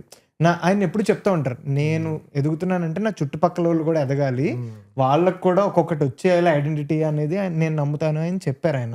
సో ఎలా ఉండేది ఆ ఇనీషియల్ డేస్ లో? ఆయన ఇంకా యంగ్ హీరో, ఆయన 20s లోనే ఉన్నప్పుడు ఎలా ఉండేది మీ అందరితోని కానీ ఎవరితో అన్న కొత్త? చాలా క్లోజ్ గా ఉండేవాళ్ళం, మేము అందరం ఒక కార్లోనే వెళ్ళిపోయేవాళ్ళం సినిమాకి. ఓకే. సినిమాకి ఒక కార్లోనే వెళ్ళిపోయేవాళ్ళం. బన్నీ గారు, చరణ్ గారు, బాబీ, శిరీష్, నేను, వాసు, స్వాతి అని బన్నీకి ఇంకో కజిన్ ఇప్పుడు అట్లీ సినిమాకి ప్రొడ్యూసర్. ఆయన మేమందరం కూడా ఒక అది ఉండేది స్కార్పియన్ ఆ కార్లో వెళ్ళిపోయేవాళ్ళం. అంటే సినిమాలకి దీనికి చాలా ఇది వెళ్ళిపోయాం. అంటే బన్నీ గారిలో చరణ్ గారిలో హీరో అనే ఇది చూడాల అప్పట్లో. చాలా అంటే ఇంట్లో పీపుల్తో ఎలా ఉంటారో చాలా ఆ ఫేజ్ చూశాను నేను వాళ్ళు. ఎందుకంటే నేను గోవిందుడు అందరూ వాడే వరకు చరణ్ గారికి పేరుగా చేశా. సరైనోడు తర్వాత ఇప్పటి వరకు బన్నీ గారికి పిఆర్ చేశాను నేను ప్రొడక్షన్లోకి ఫుల్ ఫ్లెడ్జ్డ్గా వెళ్ళే వరకు. ఆ తర్వాత కూడా కొంత గీతాలో సినిమాలు చేశాను కాబట్టి పిఆర్ టీం ఏదన్నా కొంత అలా వెంకటపురం వరకు కొంత 1.5 ప్రమోషన్స్ ఇన్వాల్వ్ అయ్యేవాడిని. కానీ నేను చూసిన పర్సన్స్ చాలా డిఫరెంట్ రా, అంటే ఫస్ట్ నుంచి అంటే హీరోలు అవ్వక ముందు నుంచి జర్నీ ఉంది కాబట్టి అసలు నాకు హీరో అనే ఇది ఎప్పుడు లేదు. అంత పెద్ద స్టార్స్ అయినా ఒక ఫ్రెండ్లీ అట్మాస్ఫియర్ అనేది వాళ్ళు కంటిన్యూ చేశారు, నేను ఆ జోన్లో ఉండగలిగాను. సో ఎప్పటికప్పుడు నేను కొత్త ఐడియాస్ షేర్ చేసుకునేవాడిని, ప్రమోషన్లో ఇది వచ్చింది. సో అన్ని మనకు కొంచెం విషయం వాల్యూ యాడ్ చేయడం వల్ల జెన్యూనిటీ ఫ్యాన్ అనే దీనివల్ల నన్ను వాళ్ళు అవుట్ సైడర్గా చూడలేదు, వాళ్ళొక పెద్ద స్టార్గా ఒక ఇన్హిబిషన్ ఉంటుంది కదా, ఆ డిస్టెన్స్ లేదు నాకు. Okay okay. మీరు ఏదో స్పీచ్లో నాకు కరెక్ట్ గుర్తులేదు కానీ ఆఫ్ ది స్పీచెస్ లో మీరు అంటారు మీరు కో ప్రొడ్యూసర్ గా చాలా రోజులు మధ్యలో ఉండే కో ప్రొడ్యూసర్ గా సినిమాలు సోలో రిలీజ్ కాకుండా కో ప్రొడ్యూసర్ గా చేస్తుండే. నాకు ఆ ఫేజ్ లో ఫర్ ఎగ్జాంపుల్ ప్రతిరోజు పండగ ఇంకొంచెం ముందు తీసుకుందాం. నాకు యాజ్ ఆడియన్ అప్పట్లో GA2 ఏంటి, బన్నీవాస్ ఎవరు, SKN ఎవరు, అసలు గీతార్ట్స్ ఏంటి, అల్లు అరవింద్ గారు ప్రొడ్యూసరా, అసలు అర్థమయ్యేది కాదు. అదొకసారి చెప్తారా స్ట్రక్చర్ ఎలా ఉండేది అప్పట్లో? అప్పుడు భలే భలే మగాడు సినిమాకి GA2 స్టార్ట్ చేశారు. అంటే గీత అప్పుడు UE also want to associate with that project. Okay. యాక్చువల్గా నేను మారుతి కలిపి యూఈ క్రియేషన్స్ లో చేద్దాం అనుకున్నాం సినిమా ఓకే బలబల మగాడువే ఓకే చేద్దాం అనుకుంటే నన్ను మనవాడు నువ్వే ఎగ్జిక్యూటివ్ ప్రొడ్యూసర్ గా ఎగ్జిక్యూట్ చేసి ఓకే ఈ సినిమా ఓకే నీకు ఇంత అమౌంట్ ఇస్తాను బడ్జెట్, నువ్వు ఆ బడ్జెట్ లో ఫస్ట్ కాపీ చేసి ఇచ్చే ఓకే అని చెప్పాడు. చెప్తే అప్పుడు వాసు వచ్చి అదేంటిది నేను చేస్తాను ఈ సినిమా అందరం కలిపి చేసుకుందాం అన్నాడు. అందరం కలిపి చేసుకుందాం అంటే అప్పుడు ఏంటంటే గీతార్ట్స్ ఈజ్ టూ బిగ్, అంటే they made films with Chiranjeevi గారు, రజనీకాంత్ గారు, మగధీర్ గారు. యూవీ క్రియేషన్స్ స్టార్ట్ చేశారు అప్పటికి. They are good 2-3 films successful గా చేశారు. సో అంటే ఇది ఎక్కడో ఎలాగేది అంటే లేదు ఒక బ్యానర్ పెడతాను గీతా నుంచి, సో ఒక ఫ్రెండ్లీ వైబ్ లో మన సినిమాలు కలిపి చేద్దాం అని చెప్పి Vasu started GA2. GA2 start చేస్తే ఇటు వంశీ యూఈ అండ్ GA2 రెండు కలిసి ఉంటే అరవింద్ గారు ప్రజెంట్ చేసి ఇంకా ఏంటంటే దాని ప్రాజెక్ట్ని ఎగ్జిక్యూట్ ఎవరు చేస్తారంటే నేను అది ఎగ్జిక్యూటివ్ గా కొంతమంది సార్లు కో ప్రొడ్యూసర్ గా ట్యాగ్ ఇచ్చి, సో ఎక్కువ నేను మారుతి వాసు వంశీ సినిమాలు చేసేవాళ్ళు అన్నమాట. బలబల మగాడు చేసాం, ప్రతిరోజు పండుగ చేసాం, పక్క కమర్షియల్ చేసాం, మహానుభావుడు యూవీలో ఓన్లీ యూవీ. సో ఇవి ఎవరైనా చేసినా సరే కో ప్రొడ్యూసర్ గా నేను ఉండేవాడిని అనమాట. సో అరవింద్ గారు వంశీ కలిసి ఫండ్స్ పూల్ చేసేవాళ్ళు. So Vasu will be creative team, so production అంతా నేను ఎగ్జిక్యూట్ చేస్తున్నాను. Take care of production and landing of the film promotion, execution side మొత్తం. అందరం ఫ్రెండ్స్ అవడం వల్ల, అంటే నేను వాసు వంశీ అంతకుముందు డిస్ట్రిబ్యూషన్ నుంచి ఫ్రెండ్స్ అండ్ పార్ట్నర్స్ అవడం వల్ల అసోసియేషన్ ఎక్కువ రోజులు జరిగింది. నాకు ఒక్క క్వశ్చన్ ఉంది. ఇప్పుడు మీరు ప్రొడక్షన్ కో ప్రొడక్షన్ ఇదంతా ఈ అసోసియేషన్ స్టార్ట్ అయ్యి సినిమాలు కొన్ని తీసే టైంలో నాకు మీ సిట్టింగ్స్లో డిస్కషన్స్ గురించి ఒక డౌట్. అంటే ఇప్పుడు అదే వీళ్ళందరూ కూర్చున్నప్పుడు ఇప్పుడు చిల్ అయ్యేటప్పుడు అనుకుందాం సార్, పాటల గురించి కానీ సినిమాల గురించి కానీ మాట్లాడుకున్నప్పుడు చాలా వస్తాయి. కానీ నాకు ఒక్కదాని గురించి చెప్పండి, దట్ ఒక కొన్ని సినిమాలు హిట్ అయినాయి అంటే ఈ సినిమాలు బాగున్నాయంట, నేను అక్కడ ఈ సినిమా చూశాను, అలాగా బయట లాంగ్వేజ్ సినిమాలు ఎవరు చూసేవారు, కొత్త సినిమాలు లాంటివి ఎవరు చూసేవారు, అండ్ ఇంకొకటి పాటల మీద మీ డిస్కషన్స్ ఎలా ఉండేవి? ఈ మ్యూజిక్ డైరెక్టర్ బాగా చేస్తున్నాడు, లేకపోతే ఈ మ్యూజిక్ డైరెక్టర్ బాగుంది, ఈ పాటలు విన్నాను, ఇవి ఎవరు చెప్పేవారు ఎక్కువ మీ డిస్కషన్స్ లో? అందరం పాటలు బాగానే వాళ్ళం అప్పుడు. ఎందుకంటే ఇంకా ఈవినింగ్ అనగా సిట్టింగ్స్ ఉండేవి కాబట్టి అక్కడ స్పీకర్స్, అంటే బన్నీ గారి షెడ్ అది ఉండేది కాబట్టి అక్కడ షెడ్ లో డాన్స్ ప్రాక్టీస్ అది చేసేవాళ్ళు కదా, పెద్ద పెద్ద స్పీకర్లు. సో ఎక్కువ పాటల మీద బాగా ఉండేది కాన్వర్జేషన్స్. అయితే ఏంటి పాటలు వింటాం, నార్మల్ స్పీకర్ లో కాకుండా పెద్ద పెద్ద స్పీకర్స్ కదా అవి. సో ఆ మ్యూజిక్ అప్పుడు బాగా మేము దేవి గారి మ్యూజిక్ కి బాగా ఫ్యాన్స్ మేమందరం. సో అప్పట్లో మణిశర్మ గారు, దేవి గారు. సో అప్పుడు పీక్ లో మణిశర్మ గారు పీక్ లో ఉన్నారు, దేవి గారు అప్పుడప్పుడే వస్తున్నారు, ఆ తర్వాత ఆయన పీక్ వెళ్ళారు. సో ఎక్కువ ఆ మ్యూజిక్ ఎక్కువ మాకు సెట్టింగ్స్ లో ఉండేది అనమాట. బయట లాంగ్వేజ్ సినిమాలు బయట లాంగ్వేజ్ సినిమాలు నేను వాసు వెళ్ళి చూస్తుండేవాళ్ళం చెన్నై. అన్ని ఉండేవి కాదు కదా, అన్ని ఉండేవి. చెన్నై వెళ్ళి అప్పుడు ఫ్లైట్ కూడా కాదు, నైట్ ఇక్కడ సికింద్రాబాద్ లో ట్రైన్ ఎక్కి ఇక్కడ మార్నింగ్ దిగి సినిమా చూడడానికి సినిమా చూస్తాకి వెళ్ళేవాళ్ళం. వాసు కొంచెం తమిళ నాలెడ్జ్ ఉండేది, మనకు పెద్ద తమిళ రాదు, అందుకని మరి అక్కడ ఎమోషనల్ సీన్ వచ్చినా మనం అలాగా అందరూ నవ్వుతుంటే అంటున్నా యా యా. సో డైలాగ్ అర్థం కాకపోయినా రియాక్షన్ బట్టి ఆ రియాక్షన్ ఇస్తుండేవాడు. నాకు ఇప్పుడు నిజంగానే ఇది అడిగేస్తున్నా మరి నేను. ఓకే, మీరు ఆడియో లాంచ్ స్పీచ్ల ద్వారా చాలా మందికి తెలిసారు.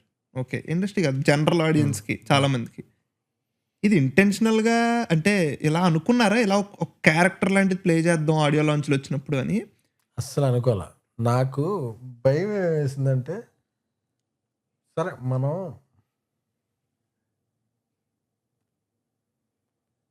ఒకరోజు చిరంజీవి గారినో అల్లు అర్జున్ గారినో రామ్ చరణ్ గారినో ఎవరో ఒకరిని తీసుకెళ్ళగలం ఒక ఫంక్షన్కి. కళ్యాణ్ గారిని అడగాలంటే భయం, ఆయన వస్తారో తెలియదు, ఆయన ఫంక్షన్కి రారు. సో వీళ్ళెవ్వరూ ఒకరోజు రాకపోతే మనకి యాక్స్ ఉన్న హీరోలు, సరే ప్రభాస్ గారు అడుగుతాం, వాళ్ళెవరో ఆ రోజు షూటింగ్లో రాకపోతే నా సినిమా ప్రమోషన్ ఏమవుద్ది అనేది నాకు బాగా టెన్షన్ ఉండేది. సో ఇంకోటి, ప్రతిసారి సినిమాకి హీరోకి పేరు వస్తుంది, డైరెక్టర్ పేరు వస్తుంది, హీరోయిన్ ఇలా, ప్రొడ్యూసర్ అన్నవాడి గురించి ఎవరేం మాట్లాడుకోరేంటి, అసలు ప్రొడ్యూసర్ అనేవాడు ఎవడో బయటికి వచ్చి మాట్లాడేంటి. సో మనం ఏదన్నా రోజు మనకేమనిపించిందో మనం మాట్లాడదాం, అది వైరల్ అవుద్ది. నేను అప్పుడు ఒక రొమాన్స్ అని సినిమా చేసా, అప్పుడు ఫస్ట్ టైం మాట్లాడా. మాట్లాడితే ఆ స్పీచ్ బాగా వైరల్ అయింది. ఆ తర్వాత మాట్లాడాల్సి వచ్చింది. ప్రతిసారి నువ్వు ఏదో మాట్లాడినప్పుడు మాట్లాడి ఏంట్రా బాబు అంటే, మన త్రివిక్రమ్ గారు ఇన్ఫ్లుయెన్స్ చాలా ఇన్ఫ్లుయెన్స్ అన్నమాట. ఏలూరులో ఉన్నప్పటి నుంచి ఆయన సినిమాలు నువ్వే కావాలి దగ్గర నుంచి చిరునవ్వుతో సినిమా ఒక 20-30 టైమ్స్ చూశాను ఆయన సినిమా దానికి. సో అప్పుడు మనం రైమింగ్ లో మాట్లాడటం అప్పటి నుంచి అలవాటు. అది బ్యానర్స్ మీద కొటేషన్స్ రాస్తున్నాం, రైమింగ్స్ లో రాస్తున్నాం. ఏ క్లాస్ సెంటర్ అయినా సరే, ఏ క్లాస్ సెంటర్ అయినా సరే, ఇలాగ రైమింగ్స్ అన్ని రాస్తుండేవాళ్ళు అన్నమాట. సో ఆ దీంట్లోంచి మనం మాట్లాడటం మొదలు పెడుతున్నప్పుడు రైమింగ్ లో మాట్లాడేవాళ్ళు. ఓకే, సో ఎవడో ప్రొడ్యూసర్ వచ్చి అంత ఇదిగా మాట్లాడాడు. సో 2-3 సార్లు మాట్లాడటం వైరల్ అయిన తర్వాత ఇంక ప్రతిసారి బాబు నువ్వు ఎస్కేన్ మాట్లాడంటే ఇంకా అక్కడ నుంచి మాట్లాడాల్సి వచ్చింది. అది నేను ట్విట్టర్ అండ్ ఆర్కుట్ దీంట్లో ఉన్నప్పుడు కూడా ఆ రైమింగ్ లో ఏదో టైప్ చేస్తుండేవాడిని. టైప్ చేస్తుంటే దానికి కూడా ఒక సెక్టార్ ఆఫ్ ఫ్యాన్స్ అయితే ఏంటి, నాకు ఫ్యాన్స్ కాదు, ఆ రైమింగ్ కి దీనికి వాళ్ళందరూ కొద్దిగా లైక్ చేస్తుండేవాళ్ళు. మనం ఇప్పుడు రైమింగ్ లో మాట్లాడితే మనం ఇది చేస్తాం కదా. సో దాన్ని అలా కంటిన్యూ చేయాల్సి వచ్చింది. కంటిన్యూ చేయడంలో ఓవర్ ద పీరియడ్ మనం అంటే అభిమానించే హీరోలని ఎలివేట్ చేయడంలోనో, ఆ ఎలివేట్ చేసేయడంలో జెన్యూనిటీ కొంతమంది కనెక్ట్ అవ్వడం, కొంచెం సర్కాజంగా ఏదో రైమింగ్ లో మాట్లాడి ఏదో ఒక పంచ్ డెలివరీ చేయడం, అక్కడ నుంచి ఒక ఇది వచ్చింది. దాన్ని మనం కంటిన్యూ చేయాల్సి వచ్చింది అనమాట. ఇంకా ప్రతిసారి వెళ్తున్నప్పుడు మనకి ఇదే అమ్మ గుండెల్లో రాయి. నాకు పైగా స్టేజ్ మీద మాట్లాడుతుంటే చాలా భయం. అసలు ఇంతమంది ఉంటారు, అసలు వీళ్ళ ముందు మాట్లాడటం నాకు ఇప్పటికీ భయం ఉంటుంది. అసలు పైకి ఎక్కే పైకి ఎక్కే వరకు కూడా అమ్మా ఈ రోజు ఎక్కుతున్నాం. నా పైకి వెళ్ళేటప్పుడు నా బాడీ లాంగ్వేజ్ చూస్తూ పిలుస్తారా, పిలిచి ఎలివేషన్ ఇచ్చాడంటే ఇప్పుడు ఇది ఏం వైరల్ చేయాలి, ఏం మాట్లాడాలి, ప్రెషర్ ఉంటుంది. నీ అమ్మ ఇప్పుడు ఏమన్నా ముందు కంపేర్ చేస్తారు, ఇప్పుడు ఏం మాట్లాడాలి, ఏదో ఒక మాట్లాడకపోతే ఇది ప్రతిసారి ఏదో ఇవ్వాలి, ఇస్తే అది ఎలా వెళ్ళొద్దో తెలియదు. ఒకసారి మళ్ళీ వేసుకుంటారు. ఇక అందుకని కొన్ని రోజులు మాట్లాడటం మానేస్తే నువ్వు అప్పుడు మాట్లాడావు కదా, మళ్ళీ ఇప్పుడు మాట్లాడకపోతే కాన్ఫిడెన్స్ లేదా అనుకుంటా. చూస్తే చెన్నై లవ్ స్టోరీకి కొన్నాళ్ళు మాట్లాడటం మానేసా. అంతకుముందు ఏదో ఫంక్షన్ లో నేను మాట్లాడింది బ్యాక్ ఫైర్ అయిందేమో అని చెప్పి నేను కొన్నాళ్ళు 6 నెలలు మాట్లాడటం మానేసా. మా కిరణ్ వచ్చి భయ్యా అన్న మీరు మాట్లాడకపోతుంటే సినిమాకి కాన్ఫిడెన్స్ లేదేమో అనుకుంటారు, ఇదొకటి ఉందా అని చెప్పి మళ్ళీ అంటే ప్రతిసారి వెళ్ళినప్పుడల్లా ఏదో చేయాలంటే కష్టం. అది రాసుకుని వెళ్తారా మీరు ఆ ప్రెషర్ వచ్చాక? ఇంకా రాసుకోను ఏదైనా వీళ్ళు ఉన్నప్పుడు కొన్ని పాయింట్స్ అనుకుంటా, ఈ Okay. పాయింట్ని ఇలా చెప్పాలి, ఈ పాయింట్ని ఇలా చెప్పాలని. ఓకే. మరి అది రాసుకోకుండా దివాకరం అది అది అది మంత్రమేమో.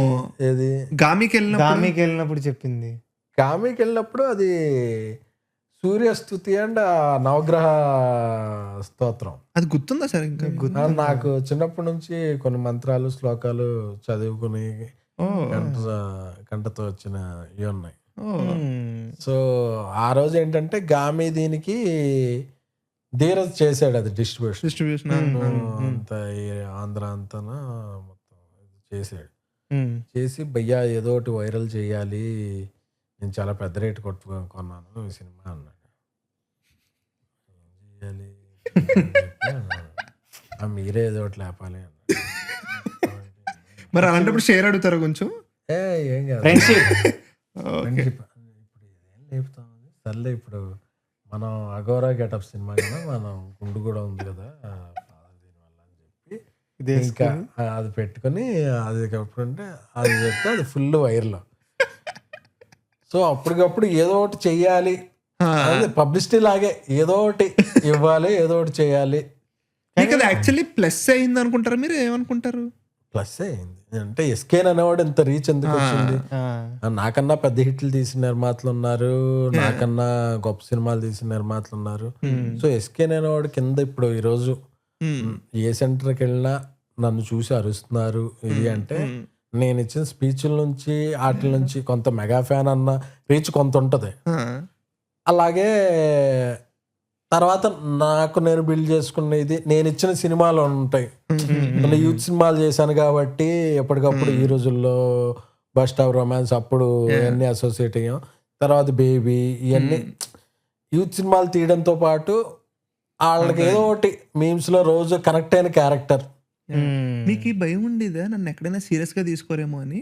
అంటే నా వల్ల సినిమాని కూడా సీరియస్ గా తీసుకోరేమో అసలు ఎప్పుడు రాలేదు ఆ థాట్. అంటే అదే ఇదే ఇప్పుడు నేను ఇది చేసినంత మాత్రాన సినిమాని అలా చూడరు కదా. ఓకే, సినిమాకి నేను ఏదో ఒకటి చేస్తున్నా అంతే. వాడు ఎవరైనా వచ్చాక చూపు తిప్పడం కోసం సినిమా 5 నిమిషాల్లో స్టార్ట్ అవగానే ఎస్కేన్ మర్చిపోతారు. సినిమా కంటెంట్ కే కదా కనెక్ట్ అయ్యి, నేను ఎక్కడా తెర మీద ఉండ కదా, వాళ్ళు సినిమాలోకి వెళ్ళిపోతారు. ప్లస్ నేను చేసే సినిమాలన్నీ బలమైన కథలు ఉంటాయని నా ఫీలింగ్. అంటే బలమైన కథ ఇన్ సెన్స్ టాక్సీ వాలా, దాంట్లో యాస్ట్రల్ ప్రొజెక్షన్ సెకండ్ హాఫ్ లో ఒక బలమైన పాయింట్ ఉంటుంది. ఈ రోజుల్లో అదొక చిక్ ఫ్లిక్ ప్యార్కే పంచనామాలాగా. అది బేబీ దాంట్లో ఒక కంటెంట్ ఉందని నేను నమ్ముతాను. చెన్నై లవ్ స్టోరీ ఈ మధ్య ఎవడు తెలుగు సినిమాల్లో అలాంటి ఇంటర్వ్యూలు అది చూడలేదు. సో ఈ బేసిక్స్ నమ్ముతా. అప్పుడు నేను చేసినప్పుడు హైప్ చేసినా దాని కంటెంట్ రీచ్ అవుద్ది అనేది నాకు ఒక నమ్మకం. Okay okay. మీకు ఇలా ఇది ఎప్పుడైనా అన్నారా మీ చుట్టుపక్కల పియర్స్ కానీ ఎవరైనా ఇండస్ట్రీలో కానీ, నువ్వు ఇప్పుడు పెద్ద డైరెక్టర్ అయిపోయావు, 100 CR కొట్టేసావు, ఇప్పుడు ఇంకెలా వద్దు స్టేచర్ వచ్చింది నీకు అని ఏమైనా అన్నారా? అది ఏమైనా విన్నారా? పెద్ద ప్రొడ్యూసర్ అంటారు నువ్వు చాలా ఇప్పుడు డీసెంట్ గా బిహేవ్ చేయాలి, చాలా ఇదిగా బిహేవ్ చేయాలి. దానికి మీరేమంటారు? అంటే మనం ఏదో డీసెంట్గా ఉన్నామని చెప్పి జనం వాళ్ళకి ఏం కావాలో అది వెతుక్కుంటారు. ఇప్పుడు నేను రోజు ఫన్ చేసేవాడిని, రోజు మాట్లాడుకుంటున్నా ఈ డీసెంట్ అయిపోయాడు, అది వేరే రకం. ఓహో ఈడు 2 ఇట్లు రాగానే ఈడు అతి చేస్తున్నాడు, ఈడు పెద్ద ప్రొడ్యూసర్లా బిల్డప్ అలా అనుకోవచ్చు. సో మనం ఇప్పుడు మనం మళ్ళా ఉండాలి, మనకి నచ్చిన చొక్కా వేసుకోవాలి. మనకి సైజ్ కానీ చొక్కా వేసుకుంటే దొరికిపోతాం. సో మనం ఎలా ఉన్నాం దాంట్లో పద్ధతిగా ఉండాలి. ఒకళ్ళని హామ్ చేయనంత వరకు, ఒక్కడి మీద ఇది క్రాక్ చేయనంత వరకు మన మీద మనం సెల్ఫ్ ఇది చేసుకుంటే అదేం ప్రాబ్లం లేదు. ఓకే ఓకే ఓకే సార్, ఇప్పుడు ఆఫ్టర్ టర్నింగ్ ప్రొడ్యూసర్ మీ మొన్న రామ్ వెంకట్తో ఇంటర్వ్యూ చేసినప్పుడు మీరు చెప్పారు ట్యాక్సీ వాళ్ళ ముందు ఏం జరిగింది ఏంటి అన్నది చెప్పారు కదా. నాకు ట్యాక్సీ వాళ్ళ ముందు రిలీజ్ ముందు మీ సిచ్యువేషన్ ఆర్ మీరు ఎవరితో ఉన్నారో అది చెప్పండి సార్. ఎందుకంటే కొంచెం ఆ పీరియడ్ మీరు ఎప్పుడైతే రిలీజ్ చేద్దాం అనుకున్న రిలీజ్ డేట్ నవంబర్లో వచ్చిన తర్వాత ఆ పీరియడ్లో మీ మైండ్ సెట్ ఎలా ఉండింది, మీ చుట్టుపక్కల ఏంటి? బికాస్ అవుట్ అండ్ అవుట్‌గా Mass Movie Makers first film అనేది ఆబ్వియస్‌లీ అది జిఏ టు యూవీలో చేశాం. ఓహ్! అది జిఏ టు యూవీలో చేశారు. Baby Mass Movie. Baby Mass Movie Makers. కానీ ప్రొడ్యూసర్ ఎస్‌కేఎన్ అని పడింది టాక్సీ వాళ్ళకి కదా! Taxi సోలో పెద్ద సినిమా టాక్సీ. సో అండ్ దట్టు మీ జర్నీ సార్ ఫ్యాన్ నుంచి Yeah. జర్నలిస్ట్, పిఆర్ఓ, అక్కడ నుంచి డిస్ట్రిబ్యూషన్ మధ్యలో చేసి ఫైనల్లీ మీరు ఒక స్పీచ్ లో అంటారు ఐడెంటిటీ, నా ఐడెంటిటీ ఏంటో నాకు అర్థం కాలేని స్టేజ్ లో టాక్సీ వాలా అనేది నాకు ప్రొడ్యూసర్ గా పేరు పడింది ఫస్ట్ టాక్సీ వాళ్ళకి. అవును అది పైరసీ బయటకు వచ్చింది ముందు. అవును. ఇప్పుడు మీరు చెప్పారు ముందు ఎక్కడ ఎలాగ ప్రాసెస్ చెప్పారు, బట్ మీ ఫీలింగ్ ఏంటి ఆ రోజు? నేను అనుకున్నా ఇదేంటి మన ఎవరికి హామ్ చేయలే. ఈ జర్నీలో చాలా మంది ఏలూరు నుంచి చాలా మంది తీసుకొచ్చా. నా త్రూఅవుట్ జర్నీలో ప్రతి వాళ్ళకి హెల్ప్ఫుల్ గానే ఉన్నా. నేను అనేవాడిని ఒక మంచి సినిమా, ఒక మంచి హీరో వచ్చి నా సినిమా 2 పెద్ద బ్యానర్లు అసోసియేట్ అయ్యి నేను ప్రొడ్యూసర్గా చేస్తుంటే లీక్ అయిపోతే ఇది నాకు బ్యాడ్ లెక్క, నా వల్ల ఎవరికన్నా బ్యాడ్ లెక్క. నేను ఎవ్వరికి హామ్ చేయలేదు కదా, నాకే ఎందుకు ఇలా జరిగింది? ఈ సినిమా లీక్ అయిపోయి జనం రాకపోతే ఇంకో సినిమా నేను చేస్తానో లేదో ప్రొడ్యూసర్గా కూడా తెలియదు. అసలు ఈ సినిమా ఇప్పుడు ఆడుద్దా, ఆడకపోతే నా కెరీర్ ఏంటి అంటే, ఎందుకంటే నా పేరు సోలోగా ప్రొడ్యూసర్ అయిన పడ్డప్పుడు దాన్ని కిందకి లాగటానికి దీన్ని చేయటానికి చాలా మంది ఉంటారు. వాళ్ళందరికీ ఒక ఛాన్స్ దొరికేసింది. ఇప్పుడు అసలు నాకే ఎందుకు ఇలా జరిగింది? నేను ఎవ్వడికి తప్పు చేయలే. ఇప్పుడు ఇందులో నేను చేసిన తప్పే. ఇప్పుడు నేను సినిమా సరిగ్గా చేయలేకపోతే ఇట్స్ మై ఫెయిల్యూర్. నేను సినిమా కరెక్ట్గా చేసి నేను ప్రమోట్ చేసుకుని నేను ఇది చేస్తుంటే ఎవడో చేసిన తప్పుకి నేను ఎందుకు సఫర్ అవుతున్నా? నాకు అది చాలా బాధేసేది. ఈ ప్రాసెస్లో నాకు విజయ్ నాకు బాగా అండగా నిలిచాడు, విజయ్ దేవరకొండ. ఎందుకంటే అప్పటికే ఆయన అర్జున్ రెడ్డి రిలీజ్ అయింది. రిలీజ్ అయిన తర్వాత ఏమంటే ఒక లీక్ అయిపోయింది, ఇది ఓటీటీకి దేనికి ఇచ్చేద్దాంలేండి ఎక్స్క్లూజివ్గా అన్న చెప్పిన నా కెరీర్ లేదు, రాహుల్ కెరీర్ లేదు. బట్ తను ఎక్కడో ఈ సినిమా ఆడుద్ది, ఎస్కేని ఈ సినిమాని నమ్మి చేశాడు, మంచి కథ తెచ్చాడు అనే ప్రాసెస్లో తను అండగా నిలబడ్డాడు. మిగతా ఎవరికి నమ్మకం ఉన్నా లేకపోయినా సినిమా తను నమ్మాడు. ఒక హీరో ఆబ్వియస్లీ నమ్మితే దానికి వాల్యూ ఉంటుంది కాబట్టి అప్పటికే గీతగోందం కూడా రిలీజ్ అయిపోయింది. అది చాలా పెద్ద హిట్ అది. యాక్చువల్గా గీతగోందం కన్నా ముందు టాక్సీ వాళ్ళ రిలీజ్ అవ్వాలి. It's May 17th or 18th release అవ్వాలి. ఓకే. May 1st వీక్లో మేము సీజీ చూసుకున్నప్పుడు అది ఆ గోస్ట్ ఉంటుంది కదా, అది పిక్సెల్స్ వస్తుంది 2Kలో కన్వర్జేషన్ చేసుకున్నప్పుడు. ఓకే. సీజీ మళ్ళీ రీడూ చేయాలనుకున్నప్పుడు టైం పట్టింది. సో అంతలో మా బన్నీ వాసు వచ్చి నేను గీతగోందం రిలీజ్ ఆగస్ట్లో గీత గోవిందం అని ఆగస్ట్లో మనవాడు ముహూర్తం పెట్టేసుకుంటే అప్పటికే మనం రిలీజ్ అవ్వాల్సిన సినిమా లాస్ట్లో పోస్ట్ పోన్ చేసాం. రిలీజ్ డేట్ వేసి మరీ పోస్ట్ పోన్ చేసాం. లీక్ అయిపోయింది. అప్పుడు మన సినిమా లీక్ అయిపోయింది, అవతల గీతగోందం బాడేసింది, మన సినిమా రిలీజ్ అవుద్దో లేదో తెలియదు. ఆ తర్వాత నోటా అనే సినిమా రిలీజ్. అసలు ఇవన్నీ రిలీజ్ అయ్యాక ఈ సినిమా ఎవడన్నా చూస్తాడా? అసలు నీ అమ్మ చేయకి నేను ఫస్ట్ సినిమా చేస్తే ఒక మంచి హీరోని తీసుకొచ్చి ఇలా అయిపోయిందా అని చాలా ఇదేవాడు. ఆ రిలీజ్ రోజు ఈ సినిమా ఎవడో రాడలే మార్నింగ్ షోకి అని చెప్పి చిలుకూరు వెళ్ళాను. చిలుకూరు వెళ్ళి టెంపుల్కి వెళ్ళి టెంపుల్లో కూర్చున్నా. ఇంకా సెల్ కూడా ఆపేసి అంటే ఓవర్సీస్లో షో పడుద్ది కదా, ఓవర్సీస్ షో నడుస్తుంది. నేను చిలుకూరు టెంపుల్లో కూర్చుని నేను ఒక మంచి ఛాన్స్ ఇస్తే నా తప్పు లేకుండా పోయింది అని దేవుడు దండం పెట్టుకున్నాను అనమాట. నేను ఎవ్వరికి ఏం హామ్ చేయకపోతే, నేను అనేవాడిని ప్రతి ఒక్కరికి ఉపయోగపడి ఉంటాయి. ఈ ఒక్క 3 గంటల్లో నన్ను గెలిపించు.